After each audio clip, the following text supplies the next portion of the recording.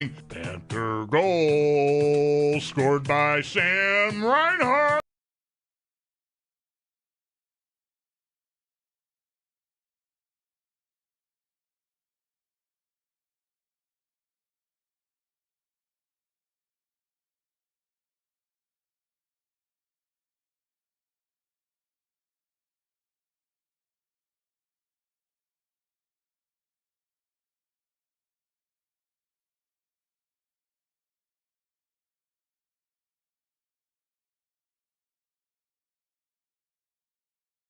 Effect that is just the cheesiest, stupidest sounding thing. Big voice guy going, Panther goal scored by Sam Reinhart. Where'd you get that thing? I trapped it.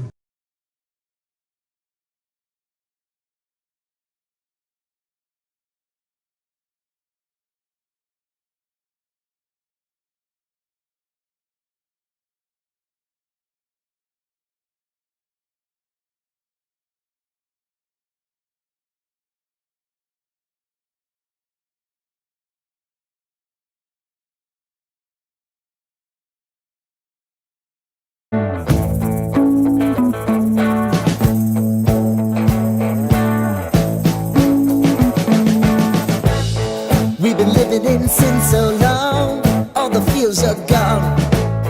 Fella stopped me on the street last night, said everything's alright. Roller coaster, make it through the day, I'm right.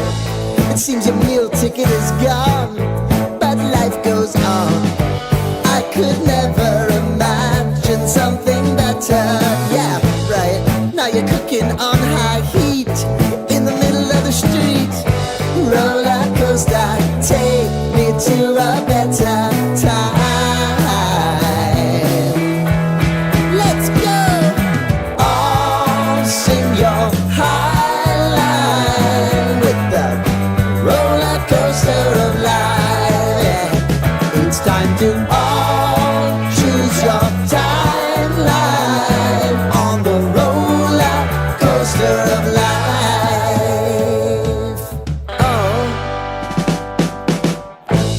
You seem to easily forget how to place your bet.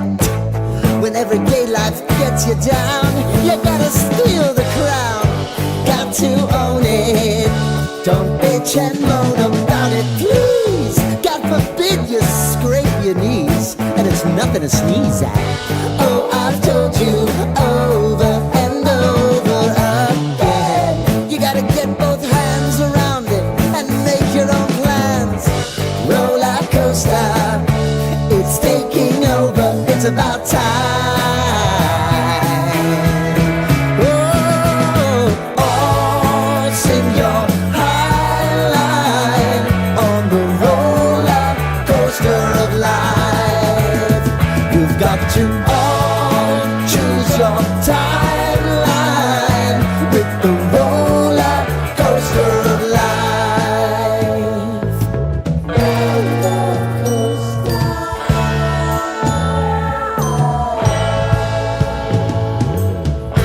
I want to go down the rabbit hole, down the rabbit hole of life.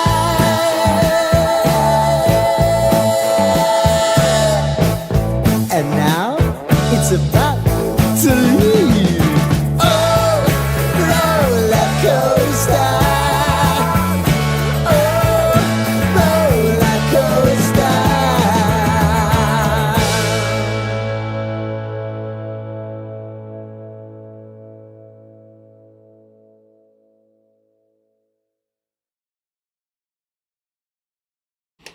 The Buffalo Bills have announced rookies Maxwell Harrison and Deion Walker have signed their rookie deals as the team now heads on to their summer break. The next stop for them will be training camp in Rochester. And this now just leaves TJ Sanders as the only rookie left to sign his rookie deal for the Bills. Game 4 of the NBA Finals tonight. The Pacers host OKC, and they do hold a 2-1 series lead. Game time is at 8:30. We have no Stanley Cup final game tonight. Game 5 will be tomorrow at 8 as the series heads back to Edmonton, now tied 2-2 Edmonton, an overtime winner courtesy of Leon Draisaitl last night. Day 2 of the U.S. Open sees J.J. Spaun still holding on to his lead. It's a one-shot lead. He is 5 under as he is in the middle of his second round. Brian Koziel joins the show at 5:30 for more. And do stay tuned, speaking of Brian, as tomorrow morning, a special 2-hour tee to green from 7 a.m. to 9 a.m. live from Pendleton Creek Golf Club. And the Bisons, they're home against Columbus tonight at 6:35. 3-time Cy Young Award winner Max Scherzer set to get the start as he is in Buffalo for a rehab assignment. Game can be heard on our sister station, the Bet 1520. That's your Paddock Chevrolet Sports Update. Paddock Chevrolet celebrating 90 years of being your hometown dealership. I'm Zach Jones for WGR Sports Radio 550.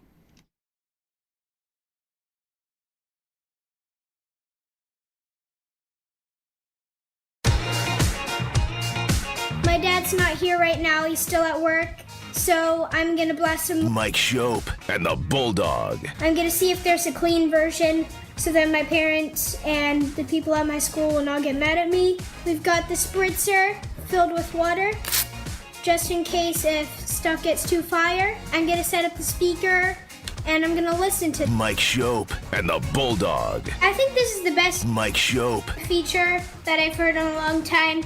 I think his flow is really good in it, and I like his aggressiveness on it, and the Bulldog. Put not enough effort in it. I think overall his flow was good, but I don't like that mumble rapping. That was my review of Mike Schopp and the Bulldog. Didn't need the spritzer. Wasn't fire enough. No spritzer for you. No spritzer. Happy Friday. Happy Father's Day. Mount Dadmore of sports. Who's on it? Mount Dadmore of sports? Of sports. You could take this a lot of directions. Sports dads. Right? So let me just throw out a name. Halliburton. Okay, yeah, sure. All right. I don't know that he's famous now. I don't know. What's the ball first name? What's that guy's first name? You know, you got some crazy dads. You've got like a Ken Griffey Sr. Yeah. Who not only was, I believe, Ken Griffey Jr.'s father, but also hit a home run right next to him in the lineup for a game. That's pretty good. That's probably a pretty tough score to beat. You've got these dads that just have lots of success raising major league sports participants, you know, like Keith Kachuk comes to mind. I thought of him. Yes. Brady and Matthew, I mean, those are two of the best they're not superstars necessarily, but they're very, very important players to their teams. That Matthew Kachuk is pretty close to a superstar. Yeah. I think. That's probably right. Yeah, Brady probably will get there if Ottawa gets good enough for him to get some attention in the playoffs. They're very similar players. I'm missing out these finals. I watched the 10-minute Sportsnet montage this morning. That game last night was insane. You didn't give up on it at any point? No. Edmonton scored early enough in the second to keep it like realistic? Yeah. Yeah, absolutely. It was funny, like almost on cue. Olchuk's like, it seems insurmountable. This game seems, so one-sided, especially off of the last game. But get a goal here, find your way to one, get a power play, and you're in a one-goal game. Like, get a power play and convert, obviously, is what he meant. And I think it happened the opposite way. I think they got a power play goal to make it 3-1, and then got another one, and it was on. And to have, 2 games, 2 out of the last 3 games, right? It was game 2 that Corey Perry scored very late, like 19 seconds or something, or maybe even less than that, to tie game 2. And then this game last night, Reinhart, inside 20 seconds, scores to force overtime. I've just got to say it. Would you probably hear people say how the team that scores that late goal has the momentum? Sure. They lost both games, right? Yeah, that's right. They lost both at home. The team that scored that goal to tie it in force overtime has lost those 2 games. Yeah. If I'm a Florida Panthers, perish the thought. If I'm a Florida Panthers fan, the Reinhart goal for 4-4 last night, I'm like climbing on people. I'm just sort of the Dumont, the game in Sabres history for this. Me in the crowd reacting like uncontrollably is Dumont's goal in Game 3. Against the Senators in 2006 in overtime. Like, completely unexpected goal. It's just like a flip from top of the circle, deflects, flutters, knuckleball, and it goes in. It should have gone on top of the net or been saved, but it actually just sort of tucks under the bar into the net. And I just completely lost it. Grabbed my wife around the waist, picked her up. I think it's the only time I've ever literally picked her up off the ground. She screams, "Put me down!" So that was the end of that. It's never happened again. It's that I think the Reinhart goal does it. And don't you go into the concourse with your friends to congregate and then like it's over. Right. And it wasn't. No. Guess what? Right. It doesn't really work like that. It seems like it should, but it doesn't really work like that. It's just so much going on here. Like the goalie switch after the first period. We had a lot of drama with the goalie switch the previous round against Edmonton with Dallas, but they do it. This Picard, is he not lost in the playoffs? He came in for Skinner and then got hurt, and that's why Skinner got back in, and then Skinner started playing well. And then Picard got healthy and hasn't had to go back in, but he did last night, and he was great. What do they do now? Pickard. I said Picard. It's so hard to not use the Star Wars guys' pronunciation, but it's Pickard. Okay. I think they got to ride him. I mean, he made a save on Bennett in overtime that it hit the crossbar, but he got a piece of it. That was just a super clean look, and that guy's just scoring like crazy in the postseason here, including in this series. And yeah, he was really, really great. It took until the final, 20 seconds of regulation for them to beat him. So I would. That was a tough one. I would be stunned if they went back to Skinner. That was a tough one, not on the goalie, but like when you have a son or daughter playing hockey.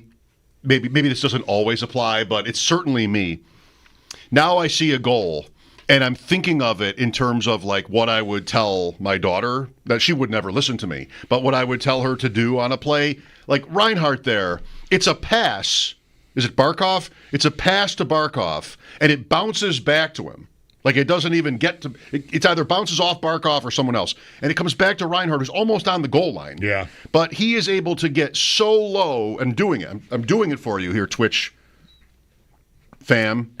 He gets so low. He's good that he's right-handed. Yeah. But he's able to turn the hip, open the hips, and get low enough with his left leg, and he gets enough on that shot to score. Yeah, barely enough, because that puck is rolling. He doesn't really get it clean.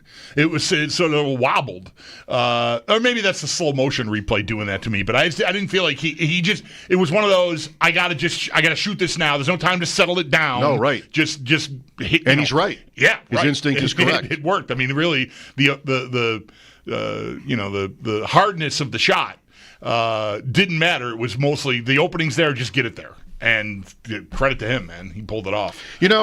Speaking of that series, 2 days ago, you were talking about Bryson DeChambeau over to golf for a second. Mm-hmm. I'll bring it back to hockey. I've done this a long time. So you were talking about Bryson DeChambeau and how he bothers you aesthetically. Right. Like he's a robot, or he's just like stiff, and you think he maybe went to charm school and he's not genuine, all these different things. But specifically about his golf swing and his style.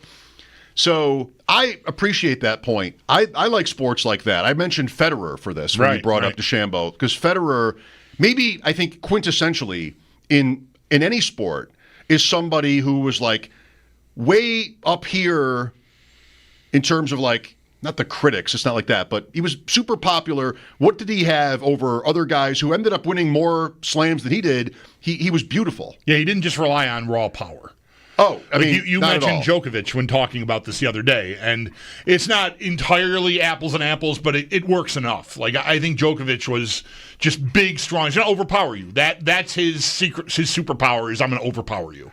And I think, and Federer was more like, not that he didn't have power in his game, but it was just more subtle, and that usually appeals to the traditionalist, I think. Well, I would say, just was more like creative, or like just sort of talented in a way that it would be maybe a shot you didn't think was possible, or just, things like that, and just a beautiful player. Djokovic, in that case, I would say just more kind of like perfect out of a book, just how they would teach you to play.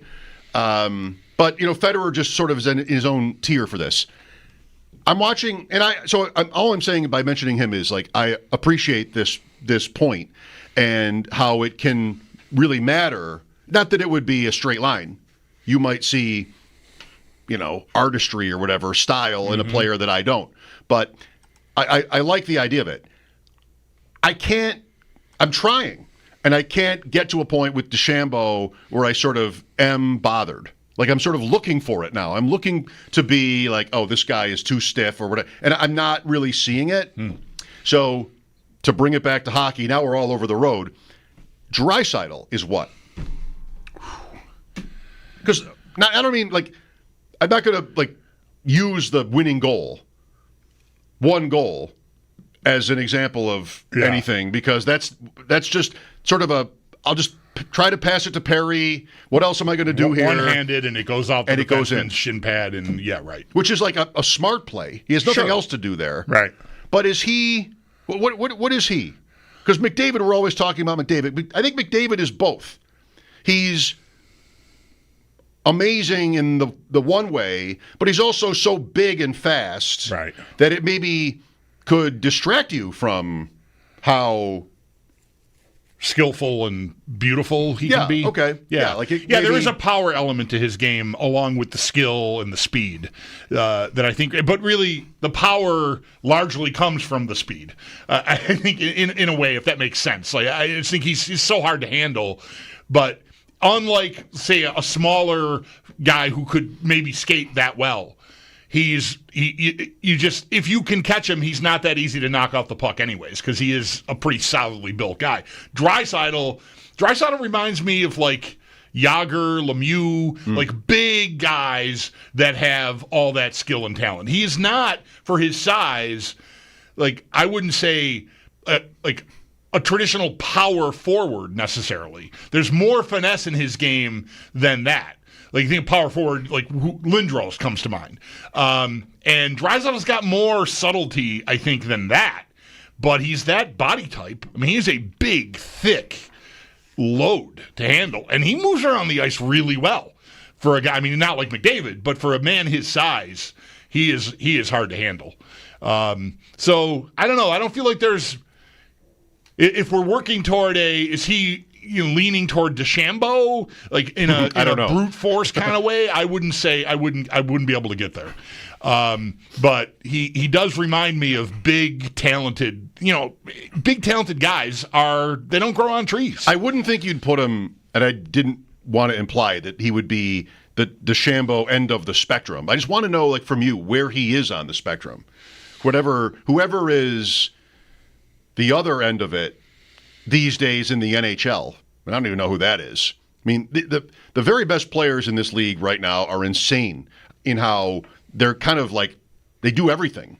They're big enough. What's McKinnon, right? Like, he is big, but he's super skilled and fast and, like, good luck. And there are a pretty good number of guys like that right now in the league. We've gotten to that point. I don't know, like, the other end of that spectrum would be somebody that maybe isn't as big or strong, but you can't, who is it? Like, you can't really handle them anyway. Everybody's big now. The best players. I'm lost trying to think of, like, the star player. How big is Crosby? 6 foot? 5'11", 6 foot. Yeah, maybe 6'1". But yeah, I think 6 foot. But, and, he's 20 years in, so it's not him. Right. Somebody like that. You know who you need? For this, the guy needs to hit. But Bedard could be this, because Bedard is not a big, thick person. I mean, maybe he'll mature and put on some weight. That can happen because he, obviously he showed up as an 18-year-old and went right into the league. But he's not a big guy. He's a pretty slight build. Okay. There's a ways to go before he can be considered, a superstar. Like I think is a superstar in waiting. Get him some more talent, get the team good, and maybe we'll see 100 points. But that's not. I'm not assuming that's going to happen. I mean, I think he's already on track to be at least a very good player, but will he ascend to, what he was expected to be? I think the jury is still kind of out on that, I would say. But that's the first guy that came to mind. And I don't know, like other star players that are like not 6'2". You know? I mean, right? It's hard. I think I think you'd have a better chance of coming up with these names than I would anymore. But I don't know who they are. Matthews is big. I mean, like right. Eichel. Like right. Who are the guys that for so long? Maybe this was like we did this in Buffalo, and it's a long time since anyway. But like the idea that you didn't have to be the Briere example, as long ago as that is, you didn't have to be so big to like handle yourself in the league to make it. Yeah, even as a star. I think we've ridden through already just in even within the last few years. You know, the Sabres are drafting all these little guys, right? Savoy and Kulik and little relative, Benson. Right? But they're not right. They've got the kind of the market cornered on 5'11", 185, and even under in the case of Benson, right? And I didn't really mind that when they started doing that. Like, don't be afraid. Like Cole Caulfield, right? Nobody wanted to touch him, and he's an excellent player. Little Suzuki's not a big guy. Like 2 Montreal Canadiens that come to mind right away, and like that can work. But what we've seen, like almost maybe halfway through the cycle of the Sabres drafting that type of guy, Florida showed up playing the way they play, and the league, I think, has gone more toward, sure, like the little guys can apply now. I think like Caulfield is a cautionary tale. Like, don't sleep on a guy who's got elite traits just because he's 5'9". You could get burned. But you almost need to have 6'2", 210 in your lineup frequently to compete now, because it's become, while it's faster and I think there's more talent than ever. I mean, the league just the talent just keeps coming, and each generation just sort of builds on what the players are capable of, what they're willing to try, what they've practiced doing, and all of it, right? Just the specific coaching about skating and edge work and all this stuff. You're just getting bigger and better guys, but the bigger is becoming more important than it was, I would say, even 5 years ago. Like, bigger matters now. In the West, really, Rantanen. That's it. I mean, you better be able to play that game. And Edmonton figured out how to do enough of it that they got here, and they came through pretty clean after a rough start to the playoffs.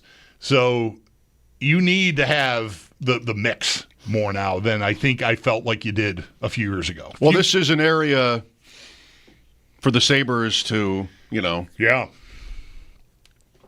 care about. Definitely. Which means it's another sort of thing that I always wanted to not care about that maybe now I should, just like having somebody in a senior advisory role that is supposed to be somebody that can, an extra set of eyeballs, experience, credibility, all that stuff. Like, you really don't need that. The Sabres had, I think, sunk so low. Well, they had for me. Sunk so low that I became, all right, well, fine, I'll capitulate on this. I think it's maybe that bad now, where they need somebody like that, and they maybe went halfway with Kekalainen. Maybe they went halfway. Yeah. He's not going to be over Adams, but at least there's somebody else in the organization that, can give them some credibility. Now I need to get bigger. Now it's 1995. Right. And Jeff Legwold is writing about how the Sabres look like school children compared to the Flyers. Right. Are we kind of there? I mean, Thompson is huge. Thompson is big, and,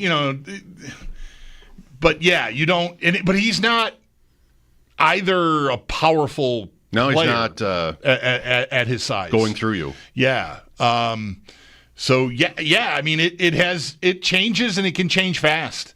Like I said, like I did not, it has proved to be wrong, but I was not one who was objecting. In fact, I think as recently as 5 years ago, like, I don't want to be too hard on myself here. I think I thought I maybe even said it a couple times when talking about the women's game, that with the way the hitting is like what I was experiencing, even watching junior hockey, at least the junior hockey that I was watching, that my kid was playing in, it wasn't as physical as I expected it to be. Everyone was trying to play the skill game, the speed game, the puck possession game. It wasn't about blasting people through the boards or big open ice checks. It was just get the puck, hang on to the puck. Can you do things with the puck, and can you get it back when you don't have it? That was and I thought, man, we could be on a timeline where eventually, the men's game is always the men are going to be bigger, they're stronger, they'll be a little faster, but I wonder if the games will be that different looking. Because if the physicality keeps eroding in the men's game, it might end up, looking, and we have turned a hard U-turn on that. To me, I regret ever thinking that. I liked sitting with it and contemplating it, but boy, was I wrong. Because the NHL, anyway, I haven't seen junior hockey since someone stopped playing, really up close anyway. The NHL has gotten much more physical in the last few years. Well, here's a big take from me. It's an incredible series. It helps that it's a rematch, I think. I mean, it would be great anyway, but it feels almost like a continuation of last year, and it really couldn't be much better. Comebacks and, goals. Florida has had, I think I saw 2 or more goals in the first period of every game, which is a first in the history of the finals through 4 games. Does that sound right? 2 or more in every game? 3 last night? Yeah, I sure. That sounds like it could be right. I haven't tracked that. I've been meaning to, and I have not gotten to it today yet. I saw a tweet last night that indicated it was from Richard Deitch, who covers sports and media and has for many, many, many years, and he was making a point about how this series has been great, but it should be on network TV. TNT, right. I mean. And he said in the course of that the ratings are really bad in the United States. And when I saw that, the first thought I had was, is that why I haven't seen any news about the ratings? Because when they're good, right, when it's historic, Four Nations face-off, like the minute that information is available, that is on your Twitter feed. You are going to know, whatever, number of homes, whatever. It's just, look at us. We're doing great. And I haven't seen one bit of information. I haven't gone looking for it, but usually it comes to me. I haven't seen one single bit of information about the ratings for these finals or even the playoffs overall, and now I want to go find it because I'm sure it's out there, but it just isn't being promoted. Maybe perhaps if Deitch is right, because it's really bad. Like, I think he used the phrasing historically bad. Well, I don't know, like he would, how many providers don't have TNT. Because that's me. Like I'm paying $80 a month or so for Fubo for the bulk of my channels, and this is not among them. Right. So I can't watch it unless I subscribe to something else, which I just refuse to do at this point in my life. I'm just so drowning in these services constantly that I'm done. I mean, you could put curling. Well, that's actually not true. You would pay for a curling. I would buy any sort of service that had curling on a regular basis. Yeah. But no, I'm just like not. I'm questioning it though, because last night I felt pretty lonely about it. Yeah. Last night I wanted to be there, especially when it went to overtime. I was drafting, of course. That doesn't sound like you at all. 11 o'clock, and I looked at my phone like 4:04. I thought it was over. Right. So then I wanted to turn it on, but couldn't. So I do feel a little bit left out. Well, but that's all. It's almost unavoidable. Right. I mean, how do you not say no to one of them? Right. Well, if this reporter is correct about what he's right, then maybe you have a lot of company. And I think that's really too bad, because the series, I thought that this playoffs, I don't want to say regardless of who the teams were, but it's McDavid and Four Nations face-off, right? All the hubbub about that and the rating success that was, like, okay, well, the casuals are going to be here for the Stanley Cup final. It's McDavid against the guy that fought the guy. Oh, wow. All right? Forget about the markets. It's just we know who these people are now, and the casuals are going to be sucked in, and it just doesn't seem like it's happening. That might be the cause. I don't know. Thanks for being with us today. Again, that was Mount Dadmore. Dadmore. All right. We will talk to Sam Panayotovich next. Scott Barrett, Fantasy Points will join us to talk about the Bills' skill position players and more around the NFL. And then later, again today, Brian Koziol on the U.S. Open. -4 is still the lead, as it was when we talked yesterday. Next with Sammy P. Mike Schopp and the Bulldog, WGR.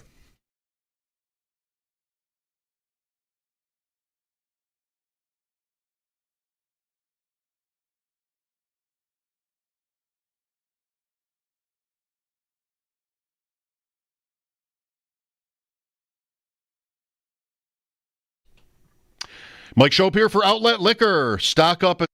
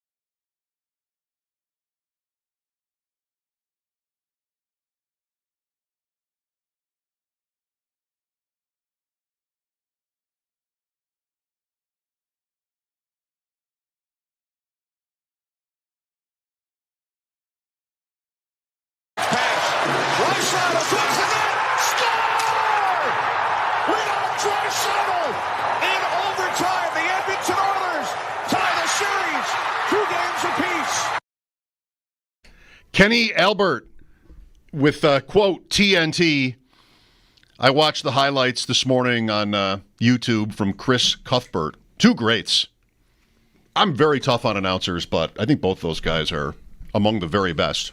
I agree. Albert has really grown on me, and so much so that I prefer the TNT broadcast mostly entirely because of him. And Brian Boucher between the benches. I don't like Olczyk very much as an analyst because it's always blue paint and throw it at the net mostly from him, and criticizing anybody who tries to make a play ever and then saying, wow, what a great play when they actually try to make a play and it works, which just doesn't work. Anyway. Sammy P is listening. This is a horse guy. Oh, right. Friend of the show, I believe. I don't want to cross Sam. That's for sure. Sam Panayotovich with us on the Wester Hotline, the host of Bet Sweats, Odyssey Sports Betting Insider calls presented by BetMGM. Check out the latest lines today on the BetMGM app, and be sure to catch Sam's show with Joe Ostrowski, who is on vacation this week, 9 to noon weekdays on the newly rebranded BetMGM network. Is it still newly? That's what I've got here. I'm not sure how new it is, but that's where you can find it on the Odyssey app. Sam, how are you? I think you need to just ask for a new copy, Mike. I don't know if they even are tracking this anymore. Like, I think we have a special we're just hanging out with you. I don't even know. Do they know that you're on with us every week? They should. Hopefully they do. Maybe. Sometimes they retweet that I'm going on, which is nice. It's like once every 5th Friday I get a nice little post. Bulldog, wait till I tell Eddie that you've been bashing him. He's not going to be happy. Yeah, that's right. Well, I'll just have to live with that. I tried to head him off. I will take whatever comes. It's okay. This is a bad time to be a football is king person. I mean, good grief, guys. You played the hockey highlight. We got NBA Finals tonight. I'm watching the best golfers in the world absolutely stink on television. Paul Skeens is about to throw a 3-hitter. And not going to win, probably? Or?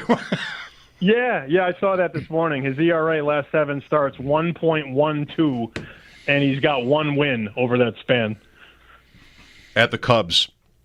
Let's start with the Stanley Cup. So Edmonton, I looked a couple of hours ago, a very slight favorite in what is now a best of 3, and with home ice.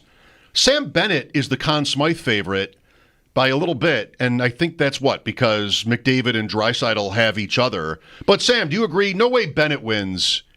For as many goals as he scored, no way Bennett wins if Florida loses. 100%. I would never say no way, given what happened last year. I know McDavid was the best player in the playoffs, but I don't know how to peg the voters in this situation. Like, I don't know what they're going to think, right? We're handicapping people, and voters can be swayed very easily. It really depends on what happens in Game 5. Like, I think the best player in Game 5 of those 3, Bennett, Draisaitl, McDavid, could be the winner. It could be that simple. Marchand floated up to 14. Marchand has been awesome, but he hasn't been playing at a level like Bennett, Draisaitl, and McDavid. They're basically guessing, guys. Yeah. And the only reason Bennett's favored is because there's this fundamental power rating respect for the Panthers. Remember, the Panthers were favored to win the series before it started.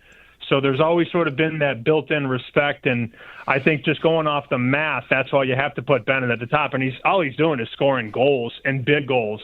I have no idea who it's going to be, and honestly, neither do the books at this point. Right. If Edmonton wins, the goalie is out because they've switched goalies twice now during these playoffs. And so, right, it was Skinner to start, and then Pickard, and then back to Skinner, and now Pickard again. And I would expect him to start Game 5. Doesn't mean Skinner has to be done. Maybe Game 5 doesn't start well, and Skinner gets back in. Who knows? But either way, neither of those goalies for Edmonton is winning it. If Skinner had stayed in for this entire series, then maybe he'd have had a look at it. If Edmonton would have won, but yeah, I don't know what they're going to do with that. As it turns out, you really, Bulldog, not to cut you off, but you're handicapping voters because everybody knows McDavid's the best player in hockey. Everybody knows that. So you're going to have some voters that just go, well, McDavid deserves, it's a coronation for McDavid, and they're going to vote for McDavid. Draisaitl has 4 game-winning goals in overtime in the playoffs. Who's more valuable than that? I mean, good grief. Right. And McDavid, as good as he's been and electric as he's been, he doesn't have a goal in the final. I know it's a whole postseason award, and he's got 6 apples. But I don't know that it gets more valuable than scoring 4 game-winning goals. Yeah. I don't understand. Well, yeah, I mean, if you get away from the stats, you'd have to get really far into the weeds here, and I wouldn't expect the voters to necessarily do this. But if Florida were to win and McDavid has the series, he continues to have the series he's had so far, Barkov would be a guy. Because, that's why McDavid isn't scoring. It's Barkov. that has been there. Like, he and Reinhart scored the last 2 games now, but he hadn't scored in a while, and it's because they've just been concentrating, I think, on playing defense and doing it really well. I think my choice is easily Draisaitl here. I mean, they're favored in Game 5. Sam, you're talking like who wins Game 5. I think he's easily my choice. Everything that's been said. Barkov is interesting. He's got to have pretty good odds. I would think it's pretty long at this point because he's not scoring, and that's usually what pushes you to the forefront of something like this. Barkov is 60 right now, 60-1. Well, that's a number. Yeah, you're right. Absolutely right, Sam. Lots going on. It's all very interesting. We're talking about MVP of the playoffs, essentially the Conn Smythe. Have you thought much, probably yes, about NFL MVP this year? Oh, buddy, I'm so far behind on NFL, but I can pull the odds up right now. I mean, it's just a matter of looking at the odds. We have spent some time on it, and Bulldog and I kind of agree that Mahomes is maybe interesting there. Jackson, Allen, Mahomes are bunched together near the top, and you have Burrow and other Daniels, other guys farther down that are live for it. But last year is a lesson in this, other recent years too, like the legacy aspect. I wonder, with Allen winning now, with Jackson winning twice, if voters, right, you're talking about handicapping the people who vote as early as well before the season's even started. I wonder if Mahomes, if they all have kind of the same year, Kansas City, I mean, they won 15 games, where he might be the best value of the 3. Do you have a thought on that? My initial thought looking at this market, I mean, we've talked about it on the show, but we haven't exactly drilled down on it. My initial thought as a kid from Chicago, I just laughed that Caleb Williams is 25-1. That's hysterical. Oh, my God. They just bet every year. I remember one year Trubisky was 40-1. Justin Fields was 20-1. They do it, guys. They do it every year. Bears fans are lunatics. Caleb Williams is 20-1 to win the MVP. I'm laughing because I saw a highlight the other day where the head coach, Ben Johnson's like, yeah, we're learning how to break the huddle, and we're making sure Caleb's left foot is in front now. I'm like, oh, my God, this could have been so bad last year, right? So that's my first reaction to the market. 20-1 on Caleb Williams is laughable. The Burrow numbers last year were MVP good. The issue is that the defense was horrible, and they lost a lot of games where they usually would win when you score 30, 35 points.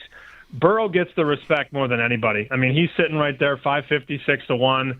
Of the favorites, I kind of like him because I think numbers-wise he's going to be there. But, last year we were talking about Lamar and Mahomes, and the Chiefs were 12-1 or whatever, and Mahomes wasn't really that great. So you always have that faction of people, well, he's 12-1, he's the MVP. Not really. It should be about the best player and who's the most valuable. And, last year I thought it was Lamar and Burrow. I didn't think it was Mahomes. But that said, I don't want to face Mahomes in the playoffs. It's a different conversation, right? Right, yeah. Well, yeah, the way that we're thinking about it, I think, if I can speak for Mike on this, it is sort of playing the voters, right? Like, the way you're describing it is how it should be done, but I think the previous season or seasons sort of play into it. And Mahomes has been, even though he had a down year last year and hasn't won it in 2 years running now, or I don't even know if it's longer than that. He won 3 years ago. He won 3 years ago. If he's still perceived as the best and has a year that's, I don't think he needs to throw for 5,000 yards, although that would help, but has a great year and, the Chiefs don't win 15 games, but still, they have a great year. I just think a lot of people will kind of swing back. Okay, Lamar had his turn. Josh had his turn. This guy's the best. Come on, what are we doing here? I think some voters will swing that way, I think. I understand it. I tell you what, though, if you were having this conversation with my buddies that bet in Vegas for a living, they'd laugh at you for taking anybody shy of 30-1. And that's how they think. Like these, But these are the same guys that are betting golfers at 80 and 90-1 and not betting Scotty Scheffler. They don't bet the short guys. If anything, they wait for the Bengals to start 1-2, like it feels like they do every year, and then they'll bet Burrow at 12-1. They're trying to get the best number at a specific time. And look, I'm not saying this is going to happen, but let me volley this name out there because there's a price on him. This player I see at BetMGM is 66-1. We don't know a lot about him, and he's young. But if this thing takes off down there with the talent around him and the offensive line and the play calling, Michael Penix is 75-1 to win the MVP. I'm not saying it's going to happen, but if the Falcons can finally, they've had the most talented team in the division for 3 years, but they've had bad quarterbacks and moron coaches.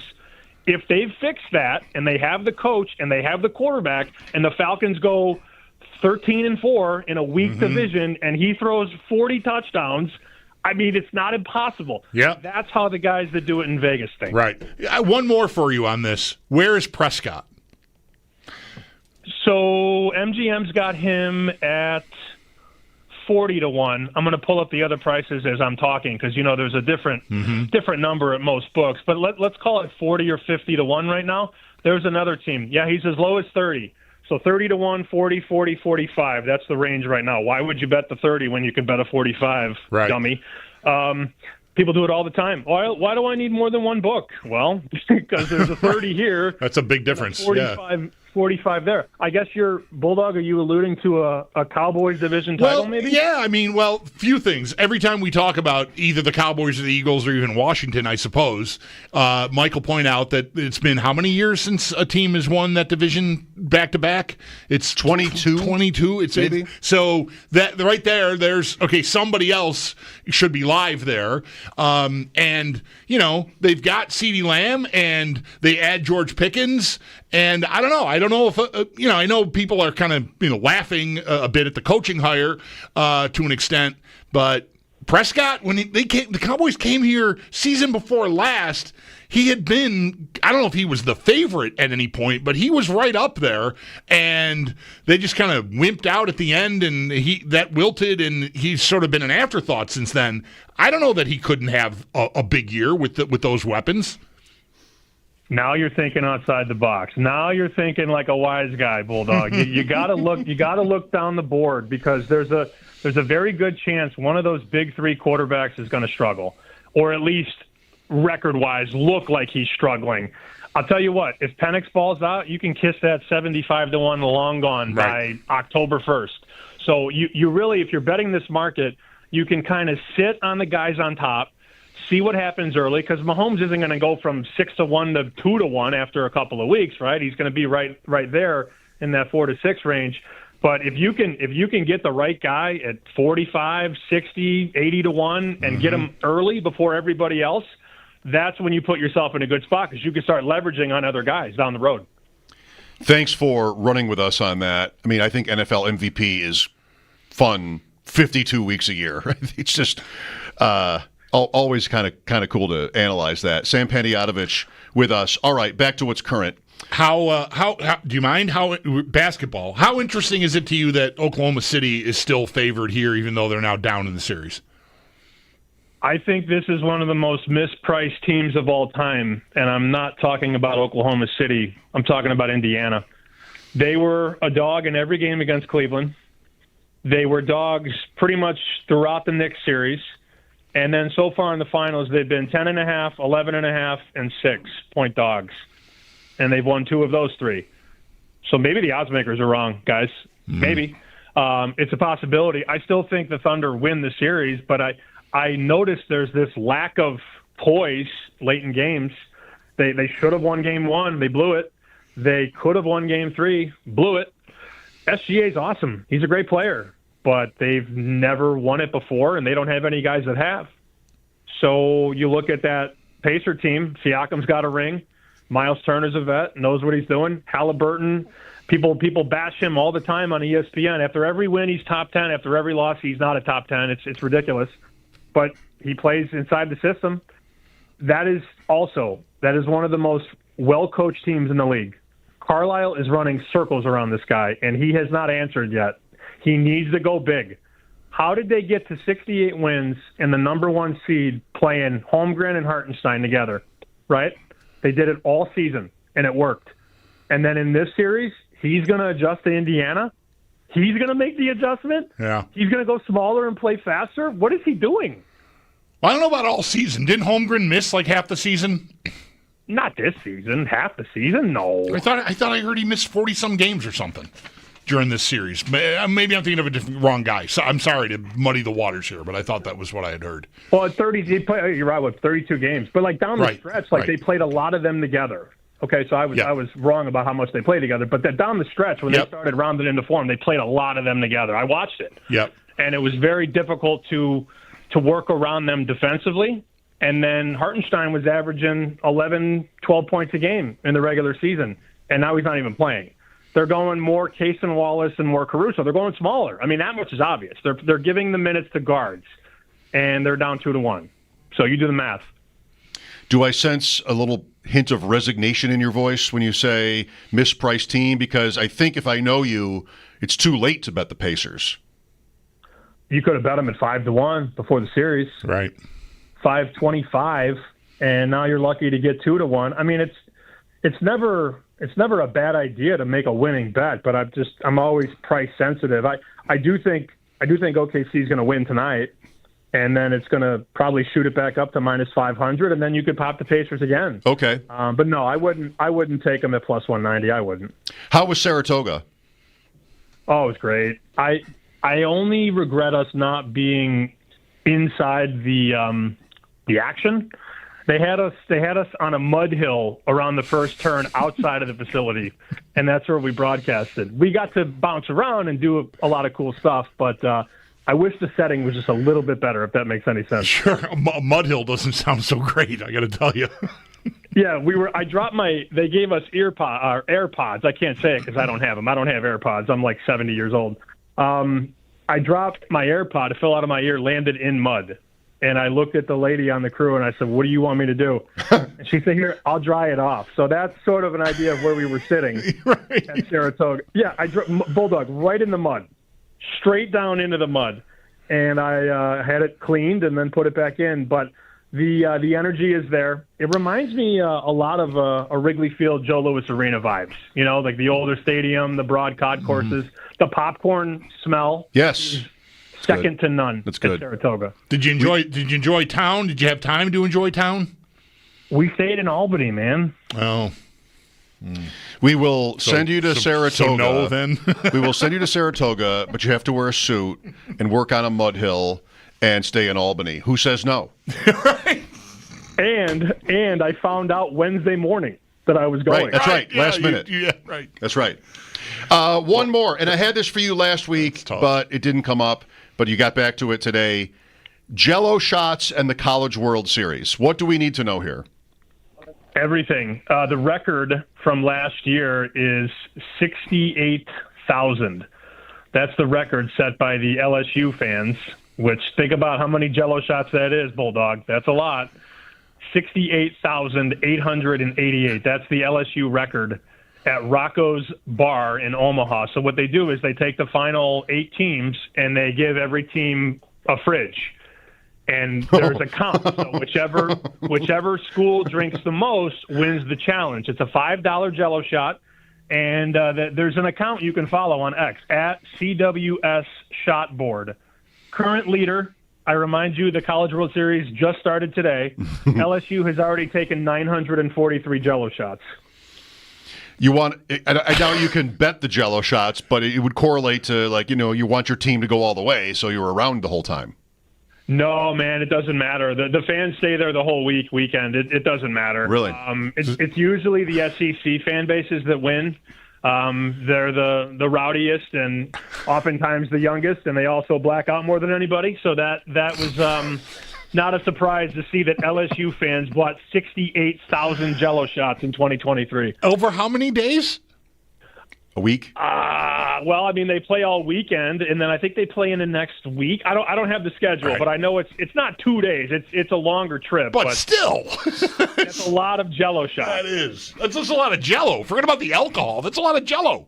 Yeah, that's right. Yeah, I think they're there. That's the problem. I don't know when the championship is, the actual College World Series, the final series. I think it's got to be next weekend. Like, that's my guess. But it's a lot of shots no matter how many days it is. Yeah, that's correct. Yeah, I don't need to get hung up on timelines here. We will send you to the College World Series and afford you a fridge for Jell-O shots, but you have to stay in Albany. That's the problem. That's the one thing with that. Everywhere you go, you have to stay in Albany. Next week, I'll be in Albany, so you can ask me any questions you might have that you've probably already answered because you were just there. Next time I'm staying in Buffalo and getting up really early and driving across. Go to Saratoga. Go for it. Boston to Saratoga through Buffalo. We'll help you through It's a good that. one. Yeah. Very good, Sam. Enjoy your weekend, and we'll talk next week. Thanks, boys. Sam Panayotovich from Bet Sweats, weekday mornings on the Odyssey app and the Bet 1520. Scott Barrett coming up. Jell-O shots. It's been a minute for me. And by a minute, I mean many decades. What's the booze? Vodka? Anything? I think I have never seen them prepared. And only a few times in my life have I been in a state of mind where I'm in a place where a person would walk around with them in the first place.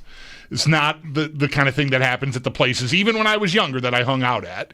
But if I am, and I'm sideways enough, okay, oh, sure, here comes the lady with the test tubes. Sure, right, what, they're smoking? Okay, sure, yeah, I'll have some of those. Just not a frequent thing for me. I think we probably had them at a couple of those rum parties. Jell-O shots? Yeah, that makes sense.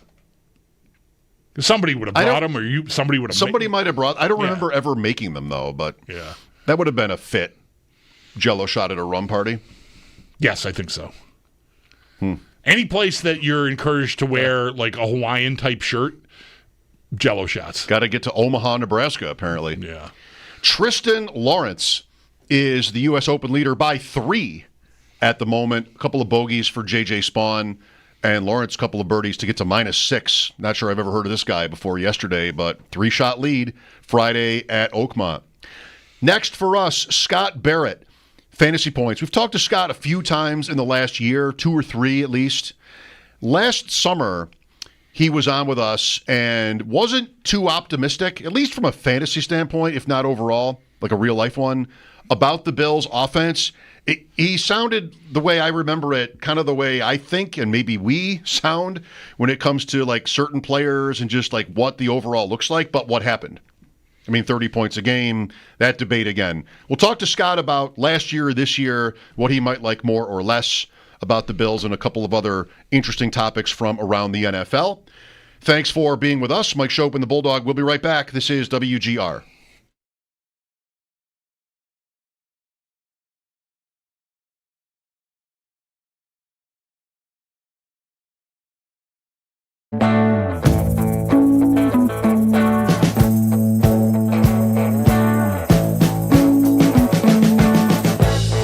We've been living in sin so long, all the feels are gone. Fella stopped me on the street last night, said everything's alright. Roller coaster, make it through the day upright. It seems your meal ticket is gone, but life goes on. I could never imagine something better. Yeah, right. Now you're cooking on high heat in the middle of the street. Roller coaster, take me to a better time. Let's go. All sing your high line with the roller coaster of life. It's time to all choose your timeline on the roller coaster of life.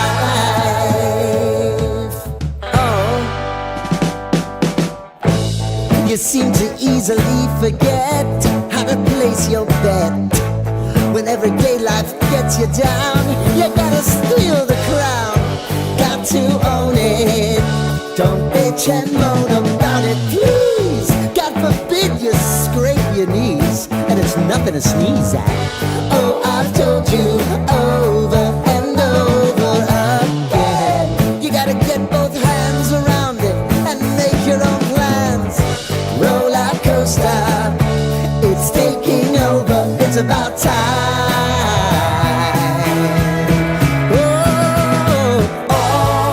Sing your high line on the roller coaster of life. You've got to all choose your timeline with the roller coaster of life. Roller coaster.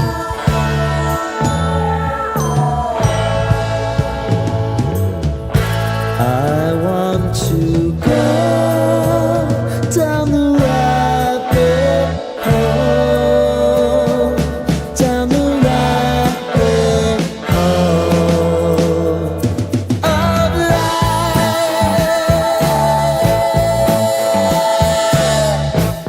And now it's about to leave. Oh, roller coaster.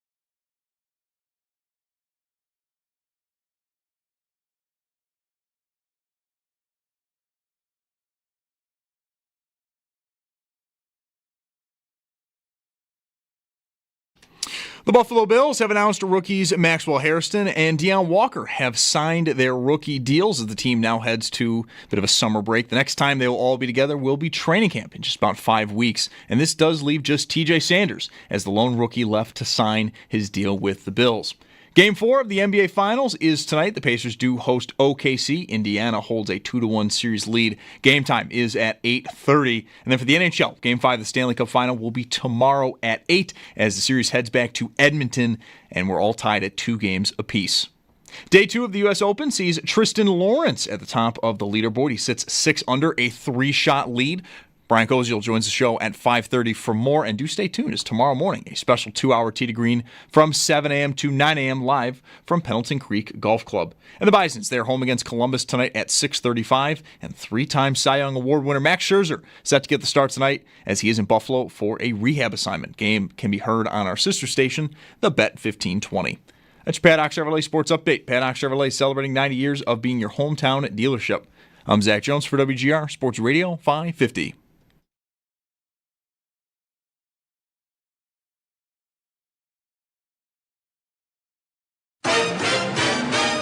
It's Mike Schopp and the Bulldog. They have this Panther sound effect that is just the cheesiest, stupidest sounding thing. Big voice guy going, Panther goal scored by Sam Reinhart. Where'd you get that thing? I trapped it. Been keeping it in my bathroom at the motel, feeding it old pizza. It's Mike Schopp. If you're calm, that wondrous big cat will be calm too. But if you're scared, that beautiful death machine will do what God made it to do. Namely, eat you with a smile on its face. And the Bulldog. On WGR Sports Radio 550. You know, it's nice to be remembered for things. Yes, sometimes. I do think that this is now the leader in the clubhouse. For if anyone remembers me for anything, it's going to be that. You want that? Yeah, really? Sure. I mean, I guess. I mean, better to be remembered for something than not be remembered at all. But right now, I think that's in the lead for me. Okay. Every time they score a goal at home, I get people like, dude, you're ruined. I can't. I think of you now. I think of you when the Florida Panthers score goals. No offense. And this was a conversation my wife and I had this morning watching last night's highlights. It's the Panther. It's our Panther. Like, that's yes. What happened to the Panther? We have you now as the Panther. I guess so. And, I feel a little bit sad, melancholy when it comes to that, because we used to have Panther. I wish we had thought to connect, like, really, Panther got drafted by the Florida Panthers, and that's where why Panther isn't on our show anymore is because he went to Florida. I see. Or they. Okay. I don't know Panthers pronouns. Scott Barrett with us. Hopefully he didn't hang up. West Her Hotline, Fantasy Points. Scott, how's life? Hey, what's going on, guys? What's up? I want to say this as a preface to our conversation, and I mean this as a compliment, because I kind of think like one of the best traits you could have in fantasy or just in life, certainly in sports talk, is to know what you don't know. And I was listening to Scott's podcast, School of Scott, Theo Greminger, who's been on with us a lot, and that show introduced me to Max Toscana, who I didn't know of, but a guy who really knows his tight ends. He mentions Tyler Dunn, who we know well, and that was cool. And the conversation would flow, different tight ends would come up, and Theo would then sort of turn to Scott and say, like, Max would say, like, chapter and verse on Dallas Goedert or something. And Theo would go to Scott, like, Scott, what do you think? He's like, I'm just going to do whatever Max says. Like, listen to him. I mean, tail that. I'm just going to tail that. Yeah. That's right. So I think that's a great trait. Certainly, you know a lot, and Fantasy Points website is great. But I think it's good to know what you don't know. Yeah, intellectual humility is really important. Charlie Munger, Warren Buffett would say they're the best investors of all time. It's not because they're the smartest people in the room, but it's because they know the edges of their own competency and they don't stray outside of that. And I think that's one of my greatest edges as a fantasy football ranker as well. Very good. Well, why not start with Dalton Kincaid here then? We've certainly spent enough hours on him over the last couple of years. What do you see, Scott? I think there are a couple of problems, obvious ones maybe. Starting with, I don't know what his path is to put up a bigger season. They really haven't needed him for touchdowns, and the offense is so spread out. They run the ball great. But maybe you see a player there that can sort of overcome whatever obstacles. He is on the Bills, overcome whatever obstacles there might be and put up, bigger numbers and have a better career than what we've seen so far. What do you think? Yeah, I don't think so. I think Max sort of nailed it where I don't envision him ever living up to the round one draft capital that was spent on him. He's just, it's what's his pathway to more playing time? Dawson Knox is the better blocker, and then Khalil Shakir is the better slot receiver. So there's not really a great pathway for him. He's your wide receiver one when you go into two wide receiver sets. He has a 23% target share. No one else is above 13%. But you're only playing that about 12 personnel 21% of the time last year. And so the rest of the time, it's really Khalil Shakir is your slot receiver. So it's just tough to find a path for him. And he's kind of going the same way as Kyle Pitts, where it's like this was the dream. He could be, he could be a slot wide receiver who can block, but it's just like I said, Dawson Knox is the better blocker. Khalil Shakir is the better receiver. Right. It's not really a commentary on what his athletic profile is, right? Because he fits, just like you mentioned Pitts there. Nobody's accusing Kyle Pitts of not being a good athlete. And I don't know that I'm hearing much of that at all about Kincaid. It's more, how are they going to make it work? Maybe a guess from me would be he makes hay with the whatever opportunities he gets, and they start to realize, hey, this should be something we should lean on more. But that flies in the face of everybody eats. And that is, I don't know, it's not on billboards yet, but it's close to that level of folklore now here with the way last season went, using that mantra. Yeah. I know when he drafted them, Bean said, our goal is for us to live in 11.5 personnel, right? And it's just, I just don't see that happening when Shakir kind of crowds him out, and Knox is the better blocker. Who do you like? I don't want to keep going downhill here, Scott. With I know you've tweeted about Elijah Moore recently, and what there is to bank on here in Buffalo. The team's so good. Allen is so good. Are there receiver/tight ends? We've covered Kincaid, I guess, that you think maybe have a chance to pop? Well, you're asking me about Elijah Moore, who's my all-time darling, where I was so high on him coming out, and I doubled down the next year, and I doubled down the next year, and it just, and it always made me look bad. And our my followers, my subscribers, they're just enough already. Give it up on Elijah Moore. And lo and behold, for the fifth straight year, he's the star of OTAs, the star of training camp. You see all these highlights. Every beat writer is talking him up. And so, part of me wants to just be this is the first time he's actually had a good quarterback. It was Zach Wilson, a dusty Deshaun Watson, a dusty Joe Flacco, Mike White.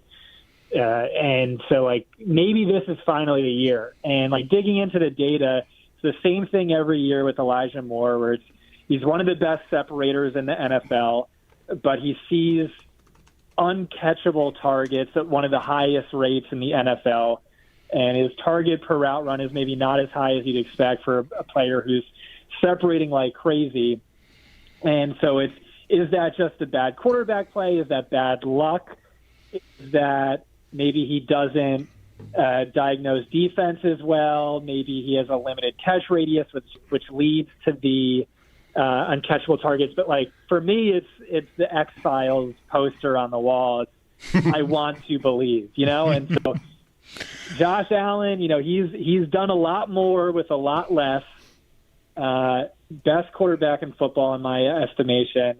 And I'm excited, man. And so, maybe it's a similar thing where he's best in the slot, and you have Khalil Shakir, who the last 2 years ranking top 5 in EPA per target, top 5 in depth-adjusted yards per target over expectation, top 5 in passer rating when target, super efficient.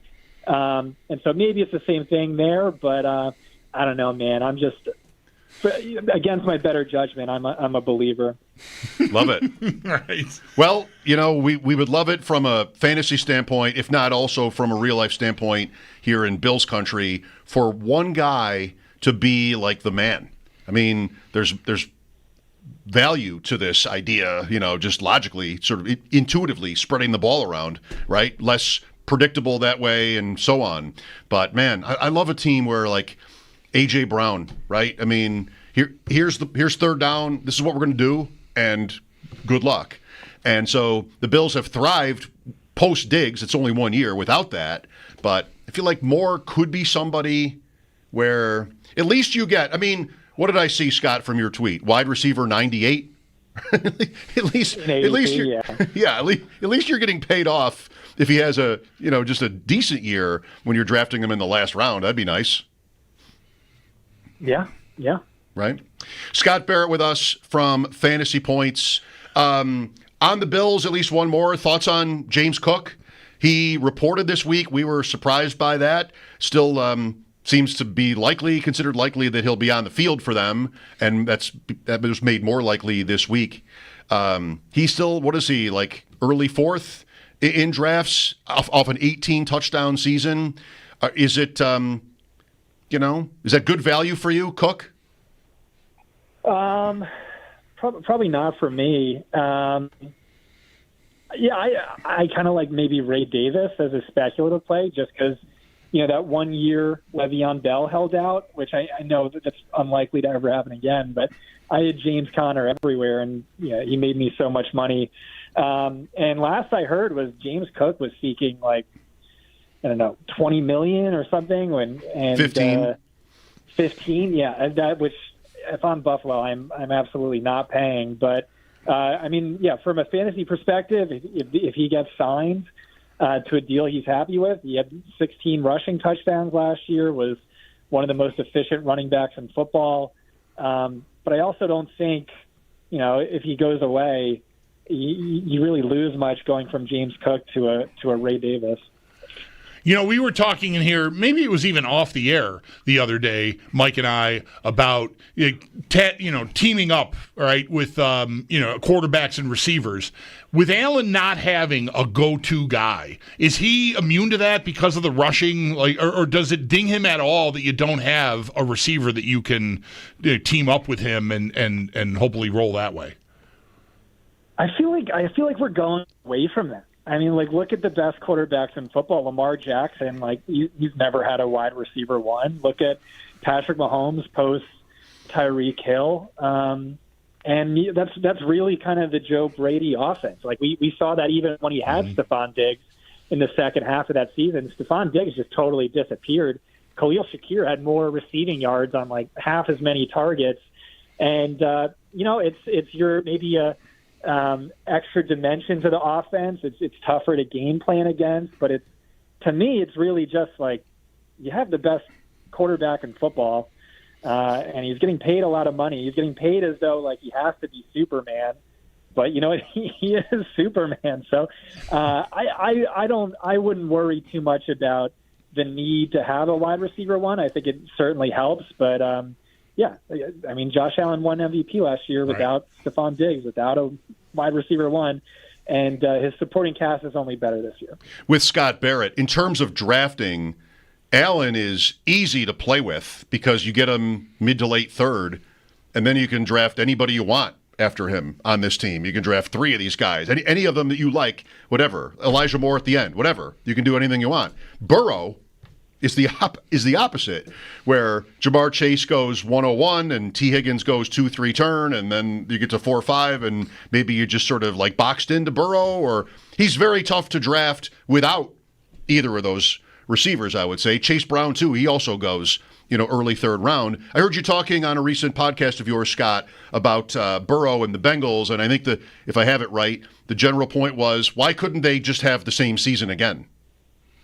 Yeah, so this is for best ball leagues where it makes sense to stack in a redraft start sit. Might not make sense to stack drafting Burrow and his receivers because it's just too much week to week volatility. But you look at what happened last year is in losses, Jamar Chase averaged 27 fantasy points per game, like 7 points more than anyone else. T. Higgins, his fantasy points per game was behind only Jamar Chase. And then from week 9 on, Burrow was the QB1 in fantasy points per game. And then there's no Trey Henderson is in the midst of a holdout.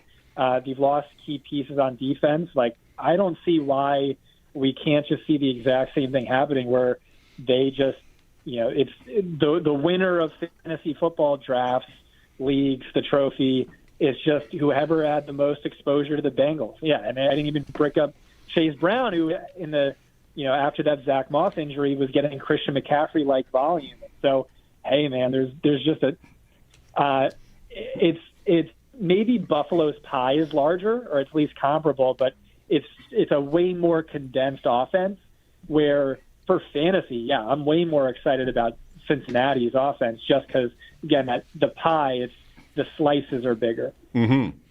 On the same show, The School of Scott, you were talking about Caleb Williams, and I've heard this from a few analysts. Denny Carter comes to mind, too, where they're sort of just like, I feel like Denny Scott is always sort of knocking on my door, and I open it, and it's Denny Carter saying Caleb Williams isn't good. It's just, I feel like, look at the line stats. Yesterday, Bulldog, what do we have? The Bears averaged 10 yards on their opening drive last year in games. Like, you pointed out, Scott, recently, their line wasn't really that bad. And Williams is a rookie, and there was, coaching issues. It's a very interesting bet this year because of the prospect he was, Ben Johnson. It's a pretty good lift, though, isn't it, for Johnson? And there's a lot of talent around Williams. So, I don't know. Are you worried for him?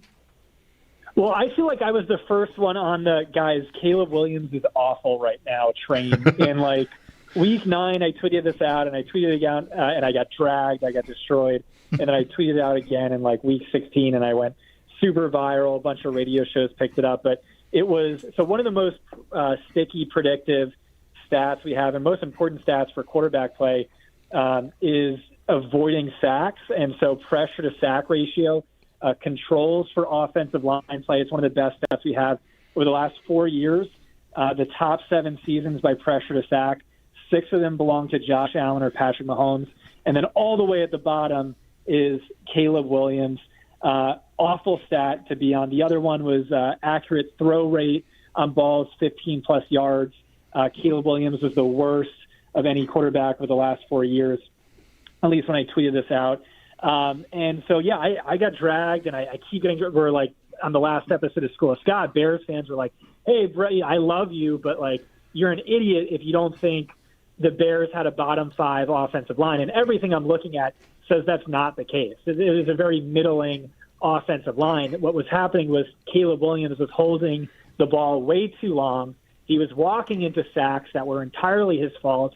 And anything you want to do to control for the bad offensive line play, it still says Caleb Williams is awful. You look at last year, dropbacks with a clean pocket, no pressure, targeting a wide open receiver or targeting an open receiver by completion percentage over expectation. He was bottom 3. By catchable throw rate, he was bottom 3. By yards per attempt, he was bottom 3. Everything you want to look at, controlling, it was awful, awful, awful. The excuses you can make, I'm not saying it's over. This is a guy who scouts were saying is the best quarterback since Andrew Luck. The excuses you're going to make here is awful play caller. Now you have the best. You also have this insanely good supporting cast. The offensive line on paper is top 10. You added Colston Loveland. You added Luther Burden. And it seems like more than just an impossible to fail situation. It's like an impossible to not be great situation, right? But yeah, bottom line is, he was terrible last year. And all that said, then, are you optimistic that the coach will help him, or do you think maybe pump the brakes on him overall? It's tough. Like I said, it's like the situation is so good, but I'm probably more pessimistic than most, just given how awful this was. And our top film experts were saying that the sack issue was something that you saw on the college tape. While we're there, we got a minute or two here, Scott. In that division, there's been a lot of chatter this week about J.J. McCarthy, and obviously it's a big change. Darnold had an incredible year there. Does Justin Jefferson? How much is he impacted by the quarterback change, or does it not change at all because the coach is so good? You just think he'll figure it out with I don't want to say any quarterback, but certainly a talented kid like McCarthy. I think it doesn't matter at all, but it probably doesn't matter at all. I mean, just look at what happened 2 years ago. Kirk Cousins missed half the season. You had Nick Mullins, Josh Dobbs, Jaron Hall. Vikings led the league in passing yards. One of my biggest bets last year was Sam Darnold to lead the league in passing yards, passing touchdowns. Came close. He's top 5 at insane odds. I love J.J. McCarthy, and then I'm a big Kevin O'Connell guy, so I think they're going to be fine. What a great bet. How close during the course of the season, I'm assuming you were tracking that, were you ever Burrow got there, were you ever sort of thinking that you had a pretty good look at it, or just how close did you come with Darnold? I don't know. I don't think I could have cashed out because it's illegal in my state, and I placed it when I was traveling. But I know the odds certainly moved up in my favor. Like those first 5 weeks, I think he was leading in passing touchdowns. Pretty good. Are you on him this year, or is it just like completely different? I'm scared for him in Seattle. I think it's actually a good fit for him. I'm a big Clint Kubiak guy, but I mean he's not someone I'm ever drafting. Right. I'm drafting Milroe. That might be insane. Okay. Bulldog kind of talked me into Milroe as a player. He was always pre-draft. He was always like, read what they say about him. Like he's like the perfect leader type and student and everything, and the running. And I like the schedule for that. If Seattle does say they're like 5-8 or something, Scott, maybe they just do that, and they can get out from Darnold after 1 year. So I mean, it's last round. It's certainly not every draft, but I'm open to it. Could be. Fantasy points, what do we need to know? I think we have Theo coming on maybe next week. He's been on with us a lot, and he's a big part of your team there. Yeah, that's right. Check out our podcast together, School of Scott. Check out all the articles we have dropping over at fantasypoints.com. And I appreciate you guys having me on. Anytime, Scott. Thanks for your time. Have a good weekend. All right, you too. Wasn't sure if I wanted to say Father's Day or not, because I don't know if Scott's a dad, so I sort of stumbled there. Yeah, right. Have a good, happy Father's Day. Sometimes you don't know. Right. I don't know enough about his life to know that. Yeah, I certainly wouldn't know. Could have been a question I asked in the green room. Yeah. But that's even awkward. Yeah. By the way, do you have kids? Yeah, right. Darnold finished 5th in the league last year in passing yards, Burrow number 1, and in touchdowns he was also 5th. 803-0550 to join us. Want to talk about the Bills' offense, any of the topics we've been on this week, perspective, expectations for 2025. Brian Koziol will join us on the U.S. Open in just over an hour. Lines open for you. Mike Schopp and the Bulldog, WGR.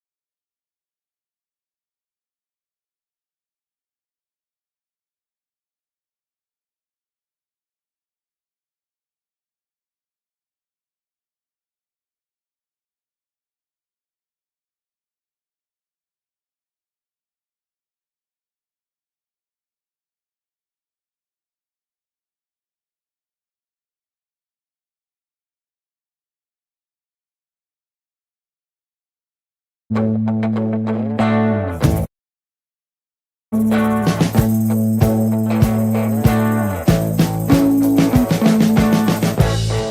been living in sin so long, all the feels are gone. Fella stopped me on the street last night, said everything's alright. Roller coaster, make it through the day upright. It seems your meal ticket is gone, but life goes on. I could never imagine something better. Yeah, right. Now you're cooking on high heat in the middle of the street. Roller coaster, take me to a better time. Let's go. All sing your high line with the roller coaster of life. Yeah. It's time to all choose your timeline on the roller coaster of life.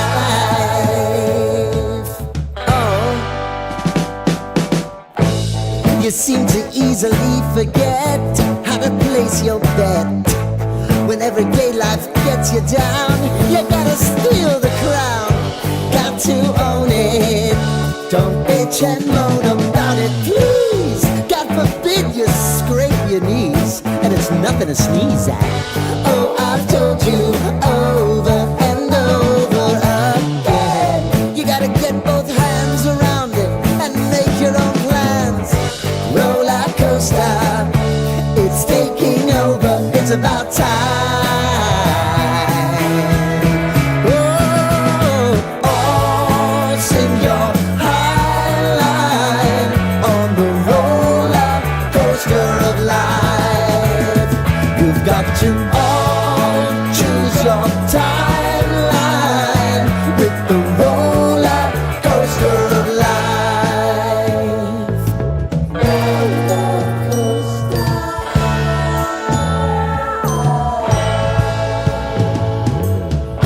I want to go down the rabbit hole, down the rabbit hole of life.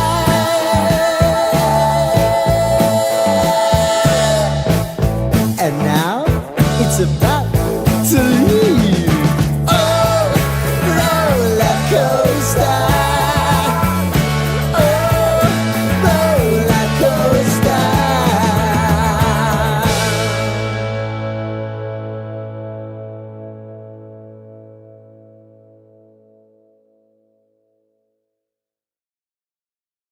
Open has evaporated within the half hour. He now is tied with JJ Spawn. Both sit at 4 under par. Brian Cozio will join the show in just about an hour at 5:30 for more on it today. And then stay tuned tomorrow morning. A special 2-hour tee to green from 7 a.m. to 9 a.m. will be live from Pendleton Creek Golf Club.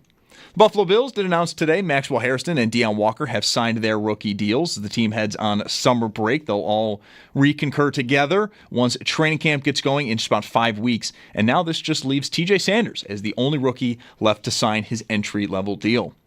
Game 4 of the NBA Finals is tonight. Pacers host OKC. They do hold a 2-1 series lead. Game time is at 8:30. And then the Bisons at home tonight against Columbus.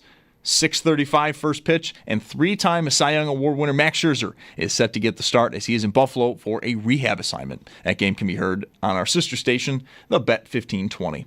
It's Paddock Chevrolet Sports Headlines. Paddock Chevrolet celebrating 90 years of being your hometown dealership. I'm Zach Jones for WGR Sports Radio 550.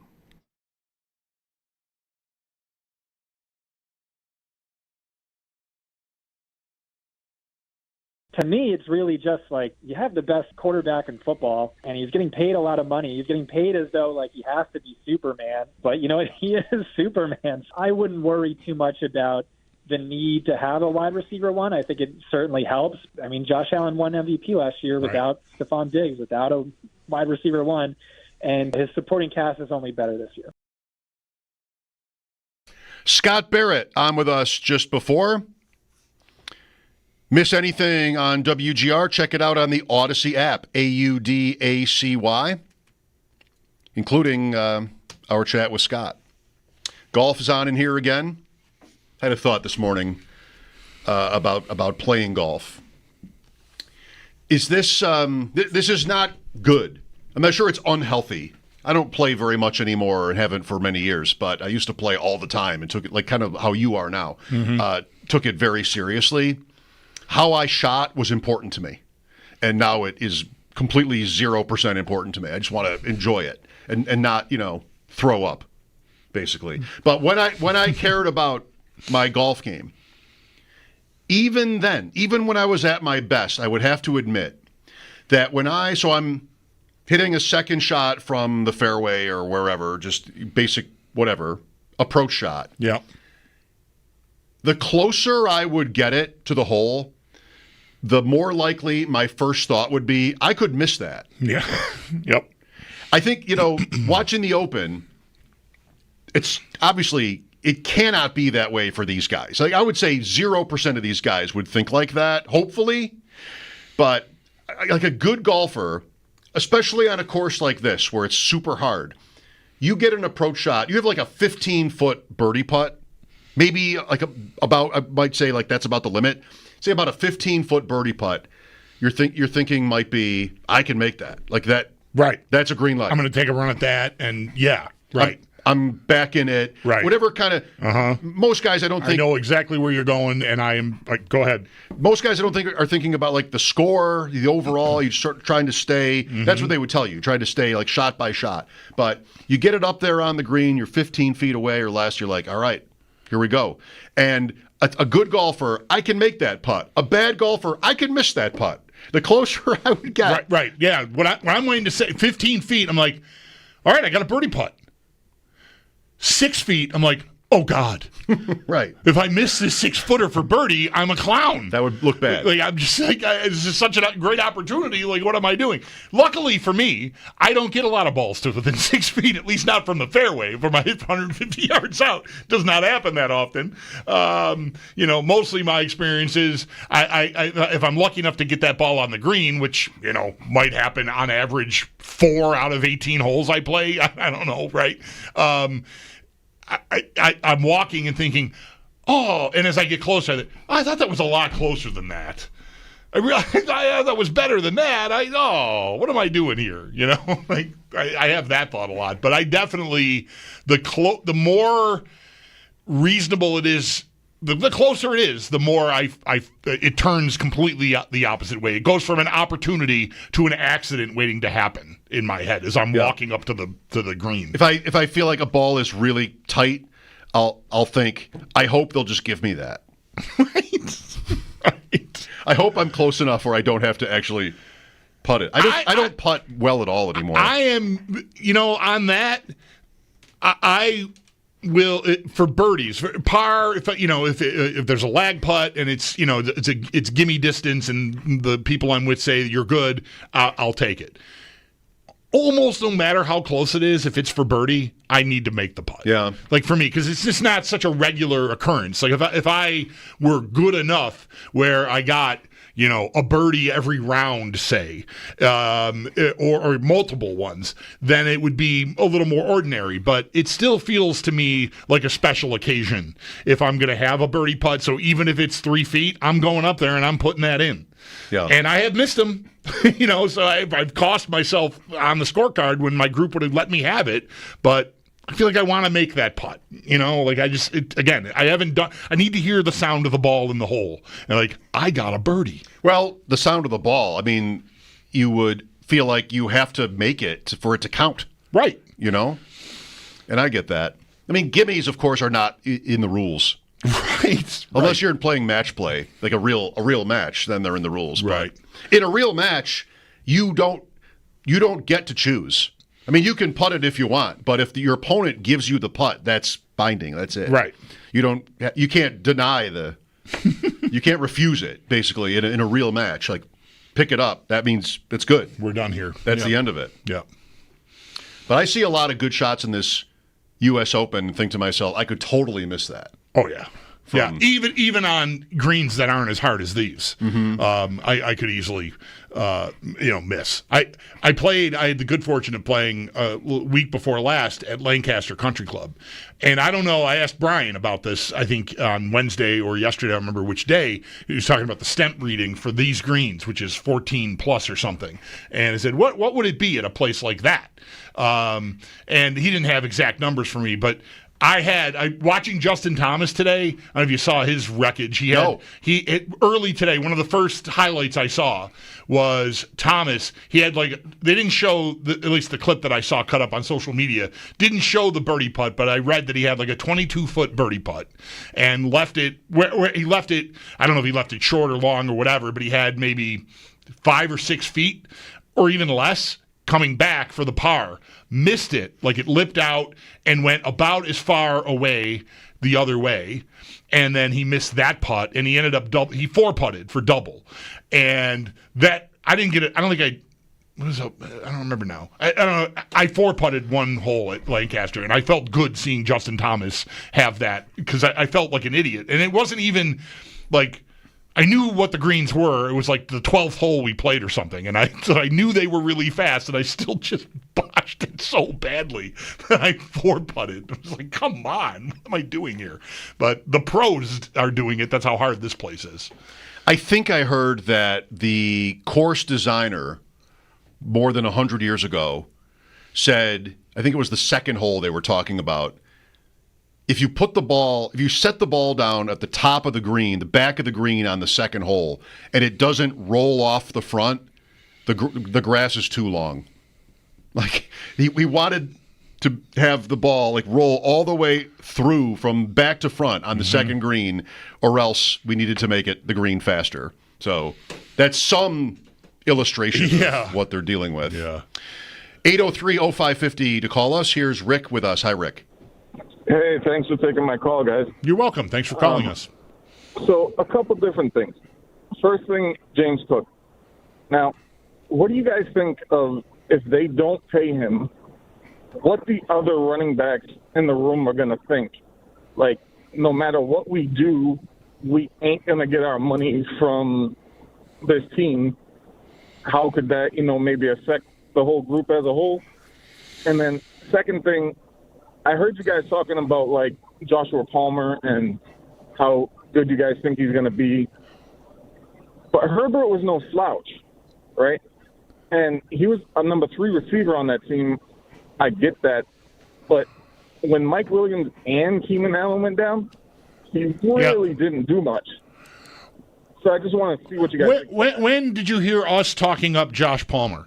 Because I'm not sure that there was a day this week where I talked about maybe the Bills are hoping he can help unlock Kincaid because he separates, but I don't think either of us are super bullish on Palmer as a whole. I was saying more I heard you guys talking about Herbert and how he ain't really that great. Oh, okay. I got you. Yeah. That definitely happened this week. I would not say he's not great, but, close enough, I guess. I don't think at all about the running back question, I just don't think is relevant at all. Players know how it works, whether it's a certain position or a certain franchise or anything like that. I mean, if it's meant to wonder whether guys wouldn't play as well as they could because they would feel like the team doesn't believe in them, doesn't want to make a commitment, I just wouldn't even. I don't care. That's not something that would ever cross my mind. Receivers, I mean, we talk about it literally every day, don't we? What they have.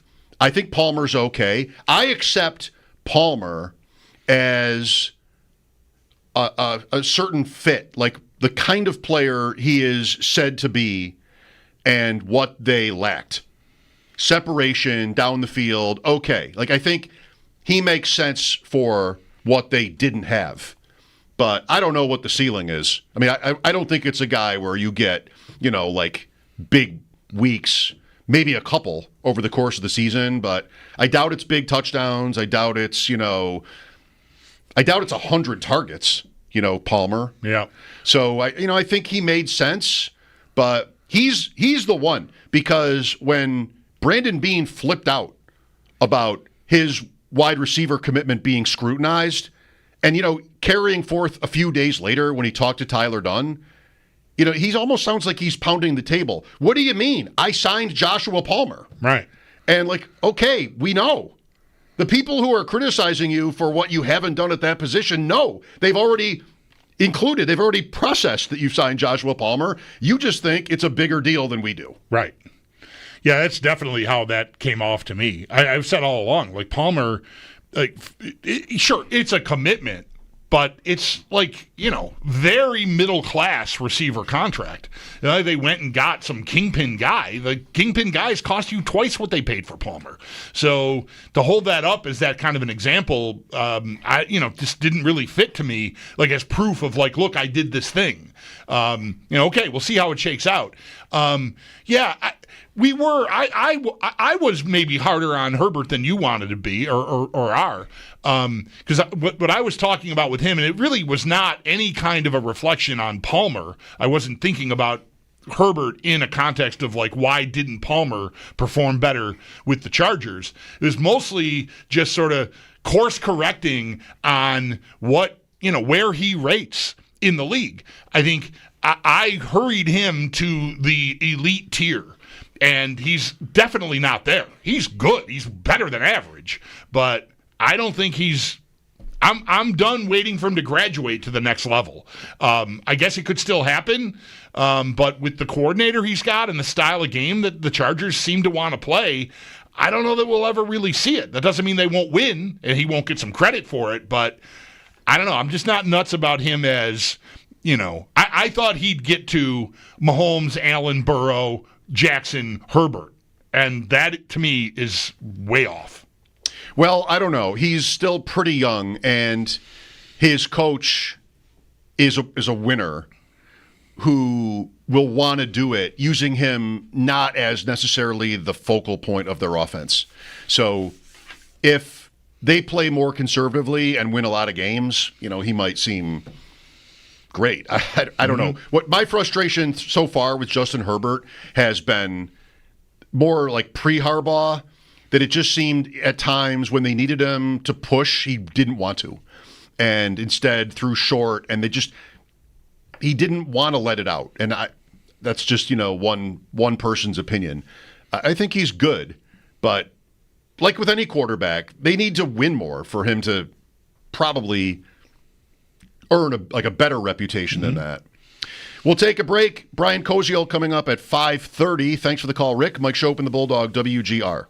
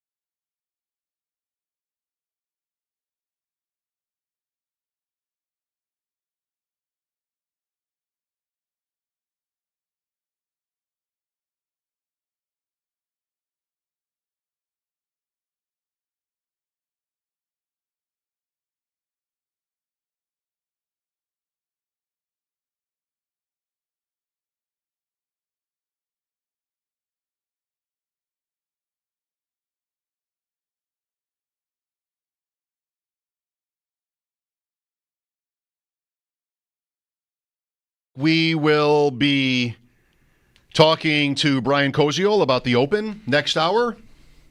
It's become a Friday tradition as well. Reverse AFC power rankings, maybe. What do you think? Good? Oh, yeah. It's good sound. It surprises me every time you bring it up on a Friday. Yeah, it's not routine yet.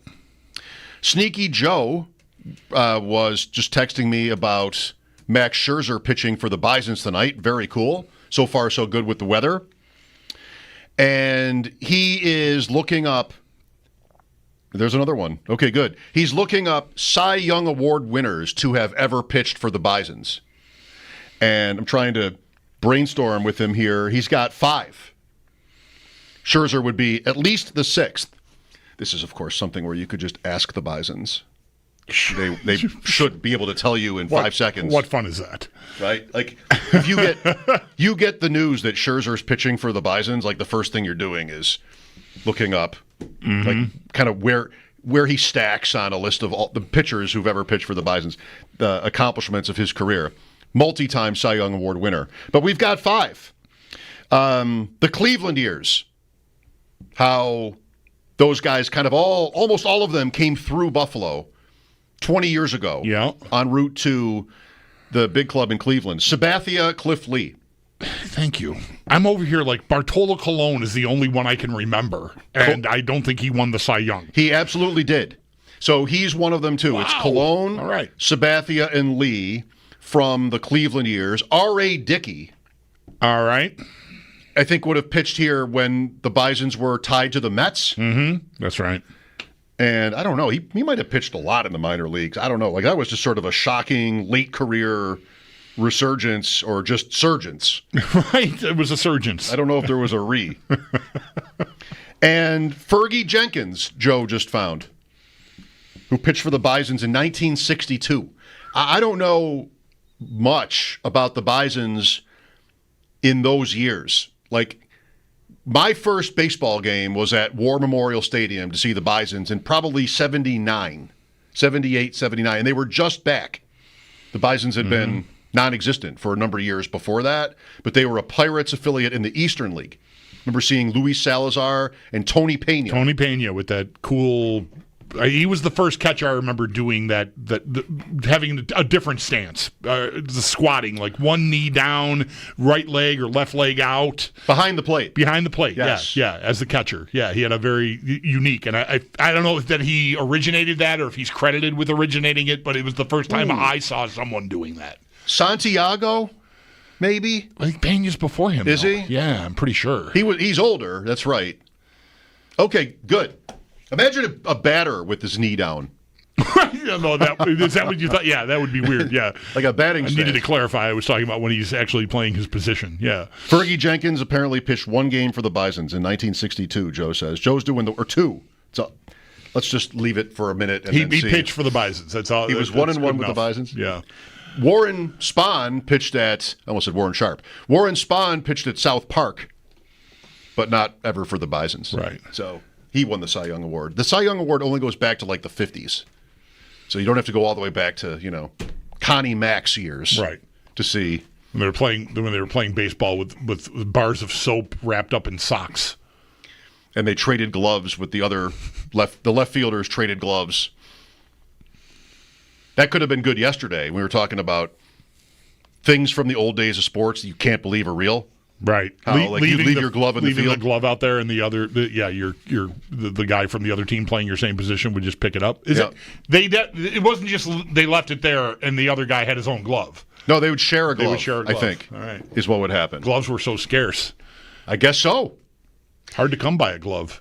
J.J. Spawn is again the solo leader at the U.S. Open with the same -4 that he started the day with. He's on his back 9. Brian will join us later. Reverse AFC Power Rankings after sports. Happy Friday. Mike Schopp and the Bulldog, WGR.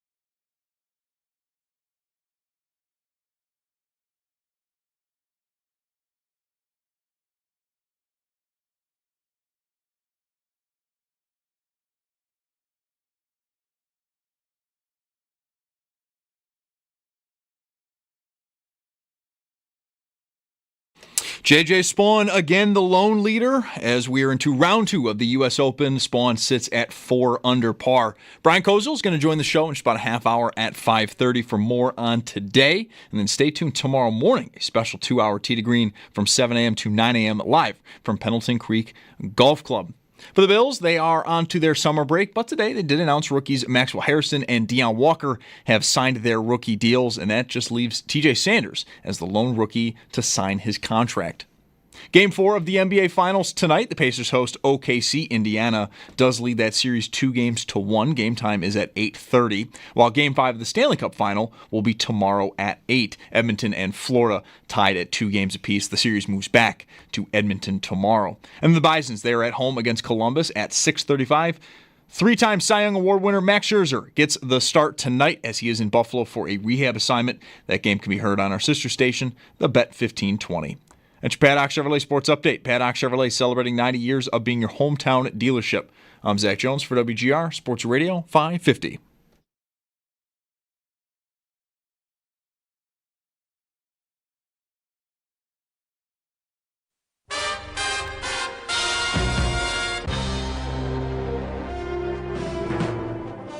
Friday at 5. What a bet. Don't answer this. What better way to start the weekend than with reverse AFC power rankings, right? Right.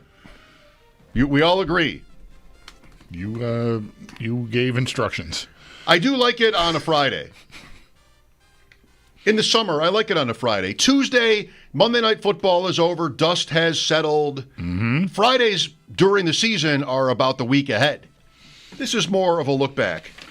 There have been, minor adjustments perhaps to make in the rankings based on news. We really haven't had injuries. No, nothing meter moving. We've had holdouts. Yep. From mandatory mini camps, right? TJ Watt, Trey Hendrickson. Those are the 2 big ones. I think there's another one that's slipping my mind. McLaurin's big. Yeah, McLaurin, thank you. That was the one I was thinking of. I knew there was another one that was sort of in the group with Cook, and then Cook showed up, and that was the end of that for the Bills. Right, there was no holdout.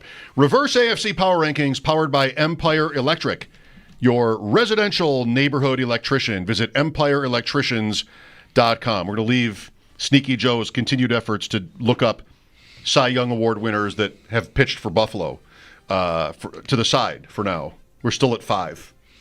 I thought, by the way, I texted him, maybe Rochester has more, because I know from living there and like the lore of the Red Wings franchise, or Cardinals for many years, then Orioles for many years, Bob Gibson, Jim Palmer, and then I'm looking through Cy Young Award. I can't find anybody else. There's probably, maybe even Scherzer. I don't know. There's probably a couple guys in recent years on rehab or something, but maybe it's not more than 5.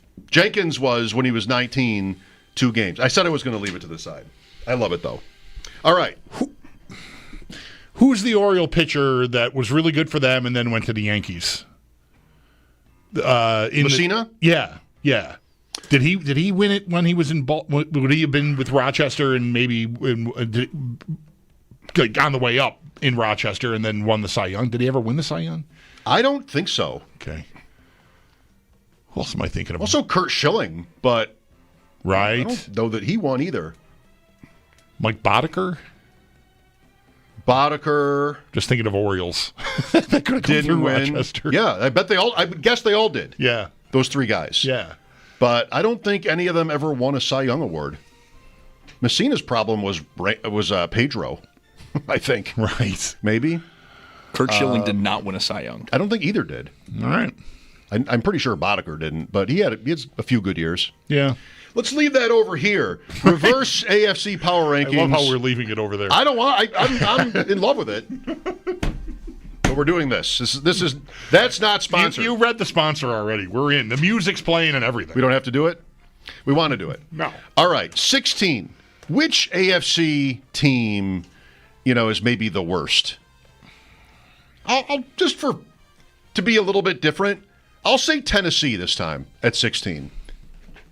They've sunk to 12 in recent weeks. They've been 12 or 13 at least 5 weeks running.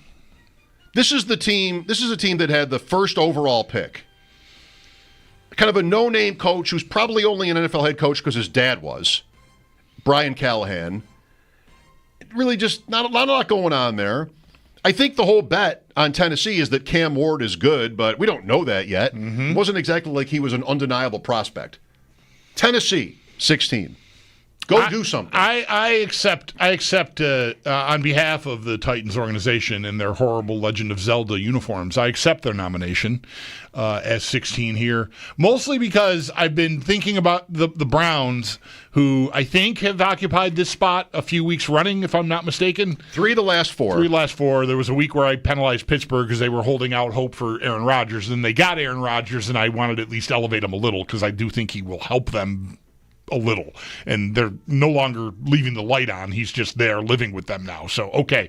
But Cleveland, the point was I was going to mention Cleveland here, why I didn't want to put them in the 16 hole. And sure, well, did you mention Mike Robitaille earlier today? We were talking about something off the air. Yeah, we were talking about locations in Canada. Right, okay. Where he's from. Right, okay. Their quarterback room's a hound's breakfast just was going to come out of my mouth casually, and I think that's because you mentioned Mike earlier. Mixed up like a hound's breakfast. Their quarterback room is mixed up like a hound's breakfast. That's a thing that Mike would say. But the coach, he's gotten results with your name here. Like, just put a guy in. So they might be better than I'm giving them credit for, just because they have found their way with it. It doesn't really matter who's playing. At least 2 years ago that happened, more so than last year, I guess. But nonetheless, I didn't want to put Cleveland 16, so I'll accept Tennessee as 16. Okay. In drafts, I haven't done anything with the Browns quarterbacks, and it's probably one. Everything's like this. It's good to be aware of it. What was I talking about? Maybe Richardson. Can't draft Richardson. You probably should. Is it 0% that he plays at all? No. Cleveland, it's a matter of who it's going to be. And you want to lean toward the playoff weeks in fantasy, and then who is it really going to be? The guy I think that nobody ever mentions is the first rookie they drafted, Gabriel. And maybe that's a mistake. They did draft him on the second day. Mm-hmm. It's always Sanders or the veterans. I think it's probably Flacco at the beginning. Maybe it's never Pickett. Maybe it goes from Flacco to one or even both of the rookies. But, you're building these teams, and you've got Jerry Jeudy or something, one of the rookie running backs. Njoku was a nice pick, mid-rounds. But I never end up with one of the quarterbacks. I don't know which one to take. Will Pickett have any trade value whatsoever at the end of the summer? Could a team that is injured or even just looking to shore up a backup position think that's worth a 7th-round pick? Maybe. Or would he just have to get waived? No, maybe. All right. Because I feel like that... A.J. McCarron? That's the guy to me that... Flacco... No way. I'm not trading. I'm not giving you anything for Joe. If you don't want Joe Flacco on your team, cut him, and maybe I'll pick him up. Maybe. All right. But Pickett is still young, whatever. And it would be weird.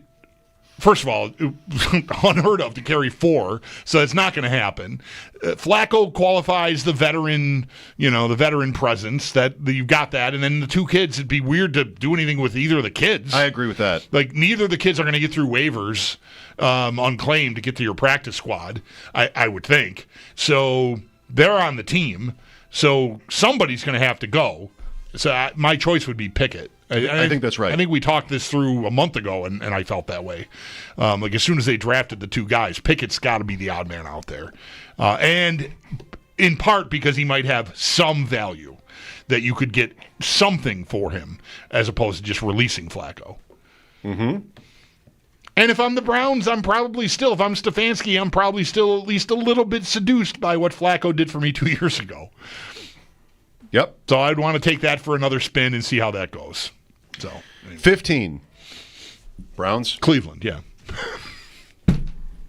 After the big speech. Indianapolis is the other team that's been 16 in the last 4 weeks, by the way. 14. Indianapolis. Maybe, Yeah, I'm good with them here. I saw, I think a fantasy account tweeted it was Daniel Jones to Josh Downs fire emojis, and I got upset. Like, you can't build up Daniel Jones to me like that. You can't. Even Josh Downs, really? I mean, I like Downs. Matt Harmon loves him. I'm down with that. No pun intended. Pittman, too. I have maybe a little bit too much Daniel Jones right now. I don't think he's great. He's not bad in fantasy because he can run. 13, Jets. Sure. Yeah, Jets. That's just going to take a while. I like the cut of their jib. Is it okay to still say? I don't even know what it means. It's just an old saying. Ken Venturi would say that. Okay, right. I like Aaron Glenn. I like it's just going to take a while. So this year I think is just tough unless somehow Fields starts to see better and process better because there's talent in there. It just isn't always sure what to do, and that is tough. And I wouldn't expect that. I mean that's the only hope. And even then, I don't know. Is the rest of the roster? They still have this great roster, just waiting for a good quarterback to show up. I don't know. I mean, I think the Jets should throw the ball less often than any team in the league, probably. But if they get down in games, then they're not going to be able to do that. Maybe, I mean, two high safeties, why would you do that against the Jets? Because they're not dangerous. Garrett Wilson's good, though. Like, maybe there's something there, and they can get a running game going. If they can, then I think they're probably decent. Because Fields is a great runner, and so is Breece Hall. But are they going to be a complete enough offense for that to hum like it does for the Bills? And that's a long way from having happened yet. I feel like, maybe an answer to the question, why would you play too deep against them and against that quarterback, is because that's a play that doesn't require you to make a lot of... If they're not playing too deep and you've got a guy that can get down the field, there's not a lot of processing there, right? If you recognize it and that half of the field is available without deep help, take your 5 steps and truck it down there. He's got the arm to do that and is pretty accurate doing that. Does. It's just a question of whether or not he can get there. So I don't know. That might be a thing I would want to guard against in the passing game with him. Maybe more so than anything else, because everything else requires going through the process. And if you just want to do that, I mean, again, that's no way to make a living. You're not going to throw that past 20 times a game or something. But nonetheless, I would want to be wary of that if I'm playing him. 12. Pittsburgh. I still like the Raiders. And I like New England well enough. I'll say Pittsburgh at 12. Fine. 11. I don't mean fine. If by fine, I mean I'm happy with the choice. Okay. That wasn't a passive-aggressive fine. Okay. 11. Patriots. Dolphins. I want to go Dolphins before Patriots. Yeah, this is bad. Why do I even bring it up? Somebody tweeted that Mike McDaniel was known for kind of being sort of really relaxed at these press conferences, especially at minicamp, wasn't relaxed, sensing that everybody's kind of on edge there. Mm-hmm. One person's opinion that I'm not even sure I'm depicting accurately. It's already written anyway. Miami. Well, I am already predisposed to expecting that, so I would believe it. His answer on the Jalen Ramsey was less so about the answer. His body language was just like, I guess I have to talk to you guys. I don't. Yeah. I'm not going to be here at the end of this. That's the feeling. Yeah, I think that they're in. I think he's in tough. I think that could really go badly this year for him and them. Miami at Indianapolis, home to New England, at Buffalo on a Thursday night, home to the Jets, at Carolina, Chargers, Browns, Falcons, their first half. It's the AFC East. Like they're playing the NFC South. Doesn't look so bad, but it turns later. 10. I'll go Patriots here. Houston. I'm New England still. Okay. 9. I would want to go Raiders before I go Houston. Okay. I'm so bought in on the Raiders' big three. Yeah. Geno maybe a little less so, but I think Genty's going to be amazing from the word go. Bowers was amazing from the word go. I think they're maybe not the deepest roster, but that trio can go. Did it scare you at all to see Carroll? I think I saw this today, or maybe it was last night, talking about Genty and Mostert and Thunder and Lightning and all that. Okay. Carroll, USC days. I believe the quote was, I'm not just going to use one guy. Like, right. Well, nobody uses just one guy, but still. McVay. Okay, that's right. Yeah, I mean, you drafted him 6th overall. Don't you want to? But, yeah, a little bit. Do you remember the Dante Thornton caller? Pre-draft, we had a caller one time who wanted the Bills to draft Dante Thornton for speed. And I remember, like, wow, this is a name. Like, this is a deep dive name. I'm looking at the Football Guy's rookie draft guide. The guy is talking, and I didn't really know anything about this player. The big Tennessee receiver that's fast? Is that who Dante Thornton was? Yeah, right. Like, okay, well, you can, this is a day 3 pick. We talked to Scott Barrett earlier on his most recent School of Scott podcast. Their guest, Jacob Gibbs, brought up Dante Thornton, and there are reports that he's playing ahead of Besh. So far. So that might be interesting. I already like their offense, and if they have like a deep threat that hits as a rookie, even better. 8.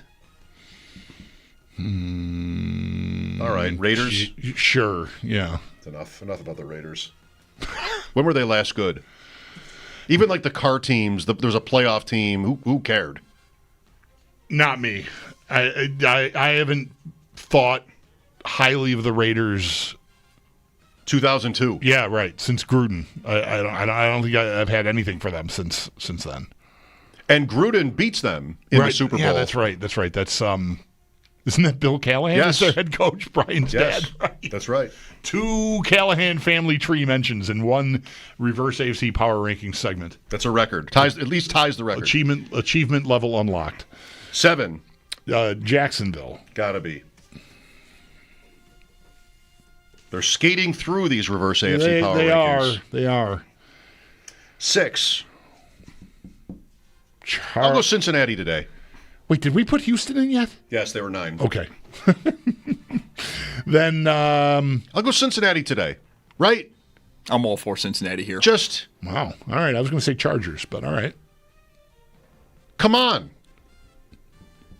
You got a second round pick who is sitting at his locker at minicamp with the line, they don't want to win games, just arguments? Or first round pick. First round pick, yeah. They don't want to win games, just arguments?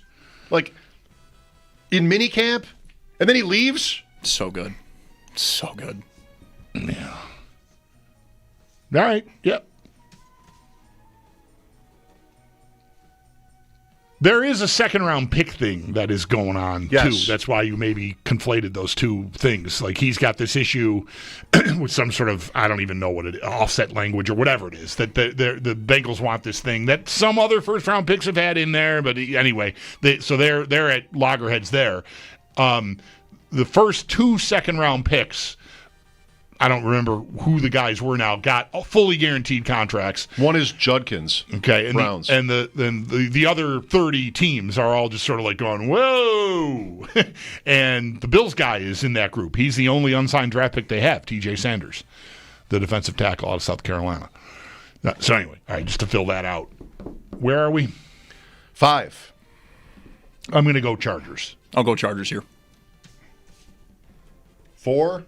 Broncos. Okay. 3. What has changed among the top 3? Anything? Cook showed up. Elijah Moore's pretty cool. Ravens don't have a thing right now? I don't think so. The Chiefs have a thing. Is there any headlines out of there? I don't. I felt like a pretty smooth trip. Yeah. I'll say Chiefs 3 again then. Baltimore. Chiefs. How many times does Kansas City have to win these playoff games against these people and get credit? I don't know, but it's clearly not enough. We're just clearly homers. 2. Well, you already said Baltimore, so I guess I'll go Baltimore. I did. Bills won. All right. Got no change at the bottom this week. Reverse AFC power rankings. Bills. 3 weeks running at the 1 spot. Don't let it be said that we are negative toward the Bills. Look at this is all the evidence you need. This is an objective exercise conducted weekly, and that's right. The results are impugnable. You can't quibble with the results. You can quibble with the results, but you can't change them. No, well, okay. Well, then I wanted whatever I was trying to get to, but I don't know what it is, so I'm going to stop. Reverse AFC Power Rankings powered by Empire Electric, your residential neighborhood electrician. Unimpeachable. Unimpeachable. Visit EmpireElectricians.com. That works. Brian Koziol, his golf knowledge, unimpeachable. He will join us as we talk Day 2 of the U.S. Open after the update. Mike Schopp and the Bulldog, WGR.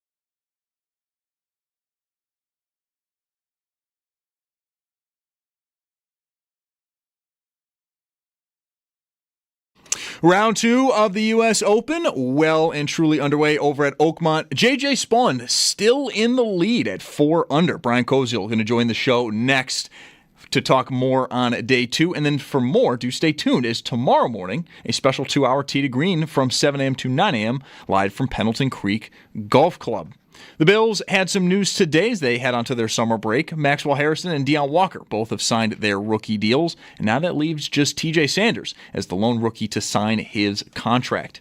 Game 4 of the NBA Finals is tonight. The Pacers host OKC. Indiana does hold a 2-1 series lead. Game time is at 8:30. And the Bisons, they are at home against Columbus tonight at 6:35. 3-time Cy Young Award winner Max Scherzer gets the start tonight. He is in Buffalo for a rehab assignment, and that game can be heard on our sister station, The Bet 1520.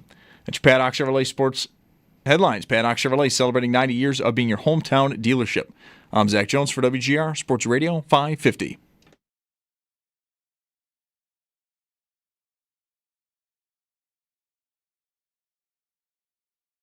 Yeah, I think mentally, there's no just kind of give me hole. There's no hole where you can just kind of get up there and just hit it and not really pay attention to what you're trying to do. I think it requires a lot of focus on every shot. And even when you're in the rough and you're trying to get it back in the fairway, and it's just every shot is difficult. So really you're very focused and putting a lot into every shot mentally. And I think over time that just pretty taxing.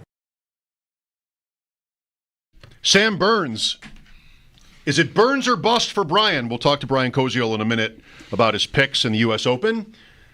Before we do that, quickly, have you been out in the lobby in the last hour? Yeah. Okay, then you saw what's happening out there? The orange cones blocking the stairwell. I meant an hour ago to bring this up, and I forgot because I wasn't sure that you knew. But we're taking the elevator out of here tonight, and I've maybe been in that elevator twice in 20 years.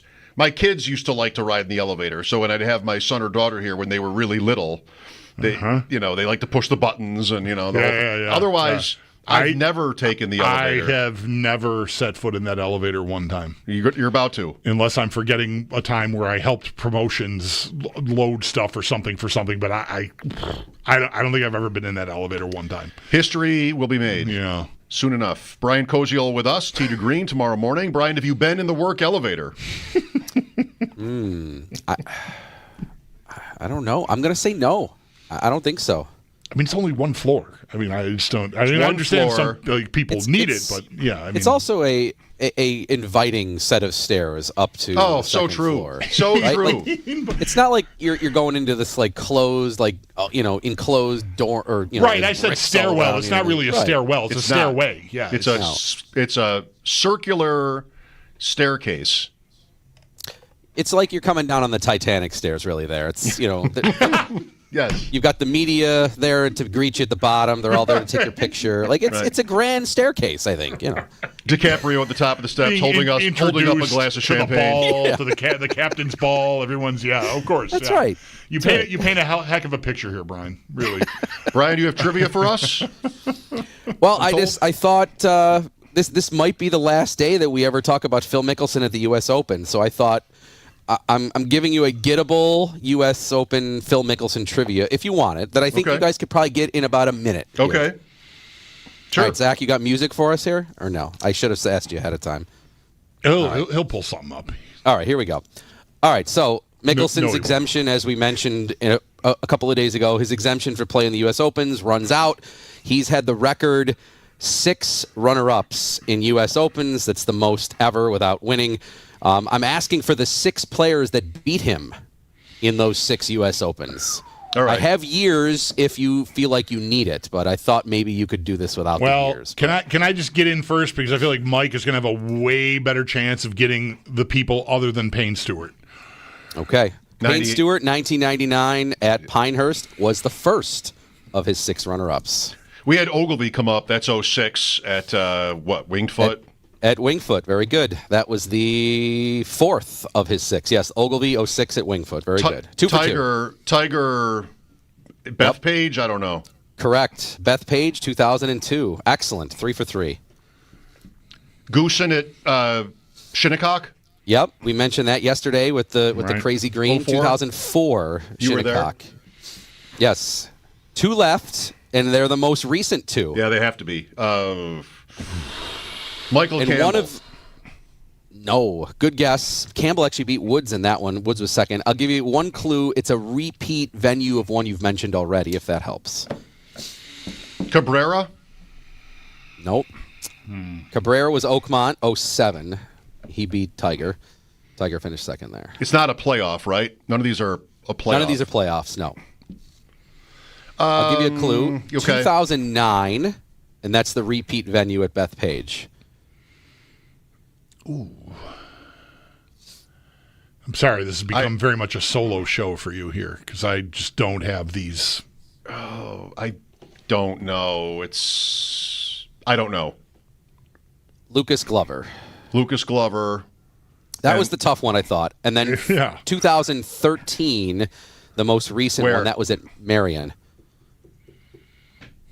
John McEntee. I don't know. 2013 Bulldog. American or European? Or South English. African? I'll give you English. That should give it away, maybe. Rose. Yeah. Rose. Yeah. All right, good. Pretty good. 5 out of the 6. He's going to make the cut, I think. Mickelson. Yeah. Looks like it. He's doing okay at the moment. You got a chance. I mean, he was at, what, 4 or 3? 3 plus over? 3. Mm-hmm. Yep, and the cut right now is he's clear of that by a couple of shots, so maybe even It 3. is. So. Is it still at 5, the cut?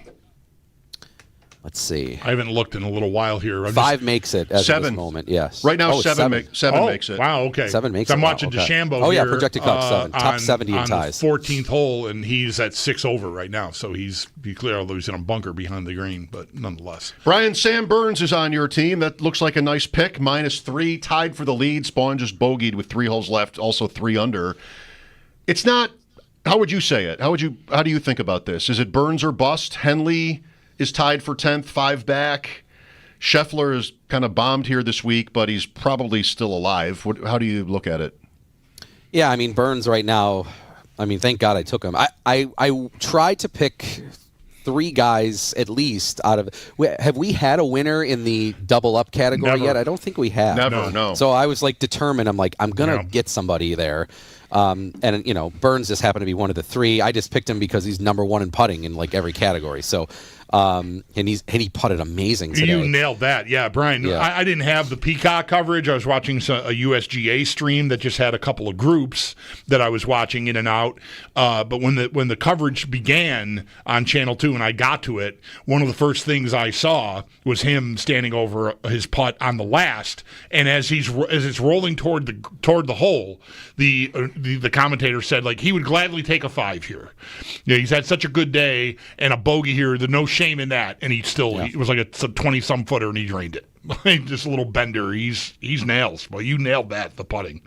Yeah, he's been great. In terms of my other guys, Henley's 11th, and Schauffele, God, he was at even at some point, I think today, maybe +1, I don't know. But he's 14th. And then Scheffler's 26th, and then I feel like I'm kind of done after that. I mean, Scheffler, he might be worth 5 cents. I mean, it's 7 off the lead. He shot 71 today, and I think it looked terrible. It felt like it was terrible. Right. They on the radio broadcast, he was on the course, and they went down to the course reporter. What do you think about how Scheffler's played? And the reporter was like, I think he's fine. It's just, he wasn't making anything, and he had 3 bogeys in a row, I think, at one point. But he shot 71. I mean, who wouldn't take that? Right. I think 1 over. I think just watching him, there were a couple of times today that he looked so out of balance on his swing that it's just because he's so normally perfectly fluent with, even with his unorthodox feet that moves and all that sort of stuff. He's always in such control of his swing. That it was surprising. And he also plays that really patented, just like little fade from left to right with his drive that always seems to find exactly where he's aiming. And it wasn't today. I saw afterwards, too, a video of him on the range, kind of animated for him, for sure, with his coach. And I don't know if he was upset at his coach or if he was upset that something wasn't working. But for him to definitely not have anywhere near his best stuff today and still figure out a way to scrape to a 71, I guess I would say he's still maybe somebody that I would think about here. It's playing out kind of similarly to how we saw the PGA. We had kind of I don't want to insult anybody here by saying lesser names, but we didn't have like top 10 players in the top 10 at the PGA. But then all of a sudden, going into Sunday, we had Scheffler and Rahm and, DeChambeau and all these guys that all of a sudden were in the mix to win. So I'm not saying that it can't flip and all of a sudden we'll see Schauffele and Scheffler all of a sudden and, right there come Sunday anyway. Scheffler Still had a lot of golf left. Sorry, Scheffler had another tournament. Maybe it was the Memorial. Did he win the Memorial? He did. A couple of weeks ago, where he was just like a horse race, where the favorite in the horse race, the race is half over and he's just sort of in the pack and then he wins. Right. Like, I think maybe 67 he could shoot around like that tomorrow, like almost no problem. And if he does that and is one over, what's the lead? Unless your guy or someone else just goes really low that's ahead of him, he's probably within 3 shots of the lead if he does that. Yeah, the only player that I feel like at the top here that maybe has like the pedigree that we felt like you'd maybe group in the top 10 players or so is Hovland, but he also has never won a major. He's won a FedEx Cup championship. I've been picking him for years to maybe this is the year he wins one. Talent-wise, he definitely, I feel like is right there that he could win this. But Burns is putting, and even Spawn has been pretty good putting. I've been impressed with him over the course of these day and a half so far that he's been playing.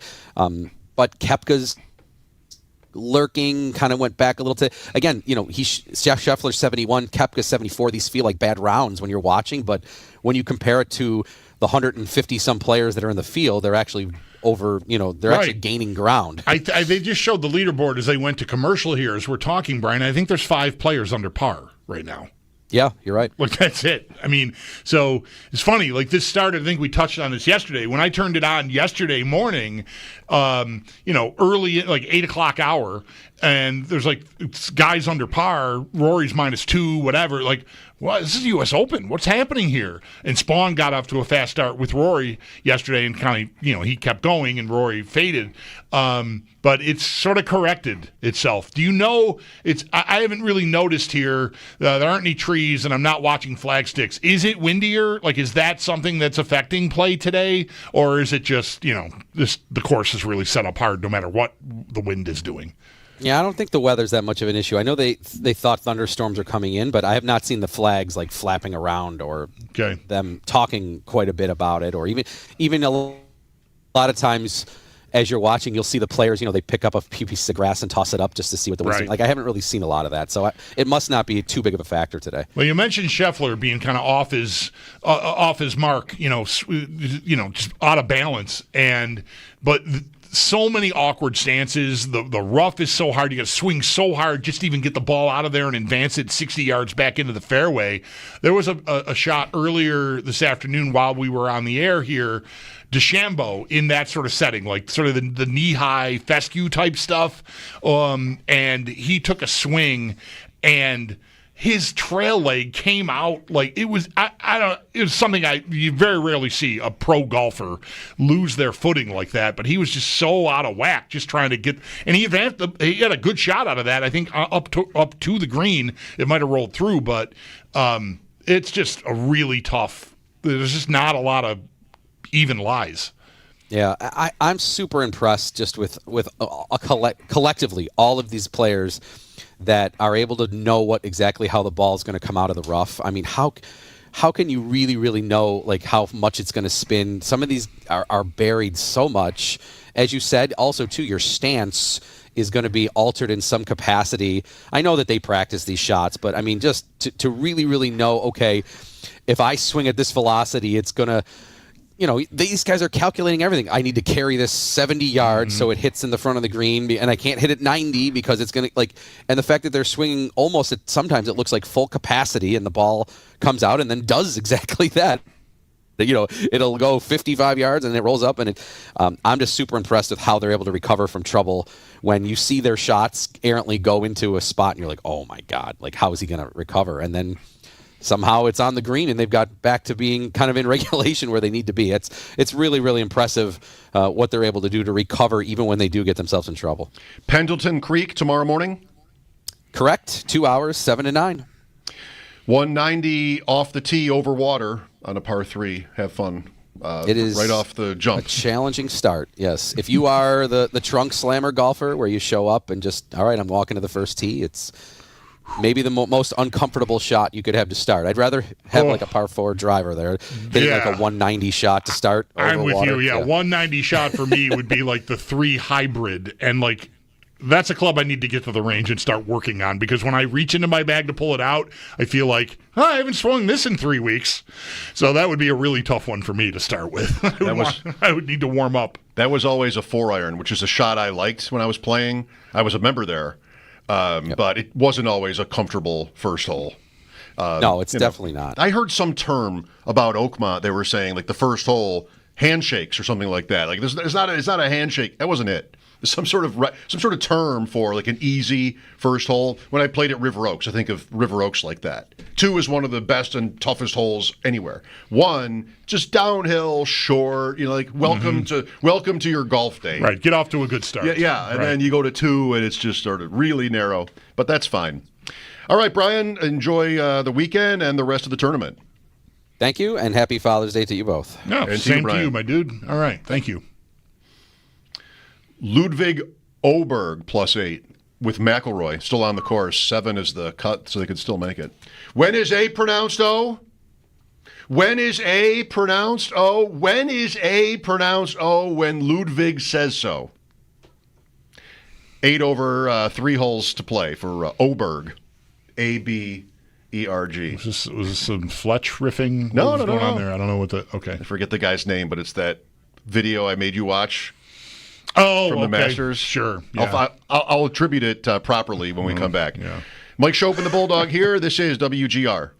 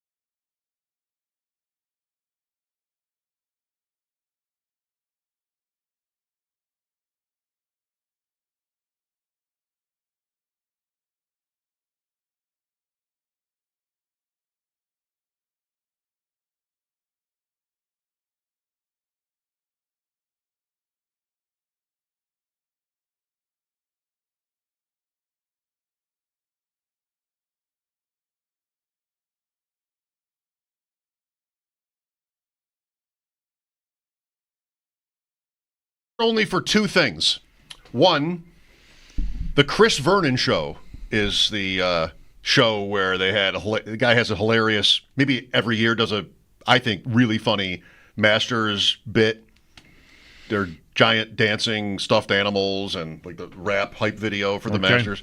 And that's where I got the Oberg line from that. You did, I remember you pulling me over to your side of the room, and I watched it, and I couldn't wait for it to end. You said, "How long do I have to sit here?" Yeah, I thought this is awkward. I loved it. Like I just want to move. I want to go back now. I got important stuff to do. Morikawa. He lose, he not talking. If he lose, he'll be walking. Come on. Yeah, it just got so better much. When I knew it just got so much better now. Two. That's one. Two. Sneaky Joe found another Cy Young Award winner that pitched for the Bisons, Dwight Gooden. All right. So I think we're up to 6. Pretty good list. Max Scherzer tonight, if you're out there, enjoy that. I bet it's great. Earlier today, like we do on Fridays, Sam Panayotovich stopped by to talk about various topics. We'll have that for you next. Happy Father's Day. Mike Schopp and the Bulldog, WGR.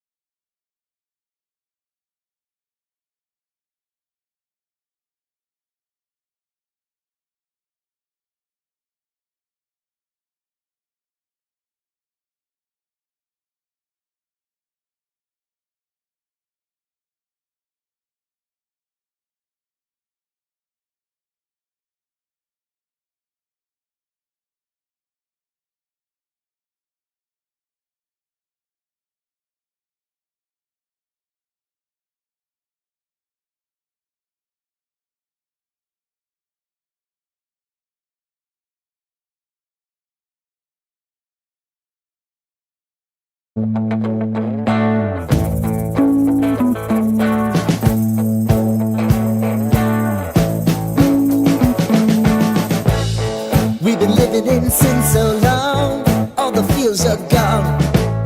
Fella stopped me on the street last night, said everything's alright. Roller coaster, make it through the day upright. It seems your meal ticket is gone, but life goes on. I could never imagine something better. Yeah, right. Now you're cooking on high heat in the middle of the street. Roller coaster, take me to a better time. Let's go. All sing your high line with the roller coaster of life. Yeah. It's time to all choose your timeline on the roller coaster of life.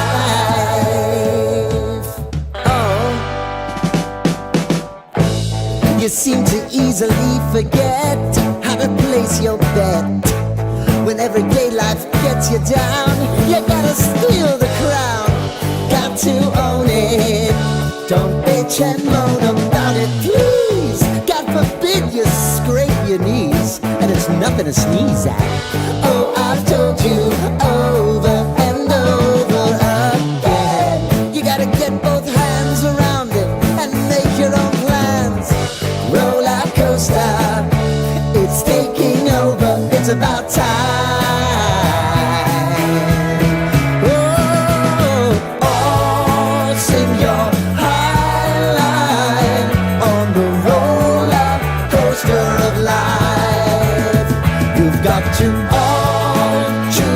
time.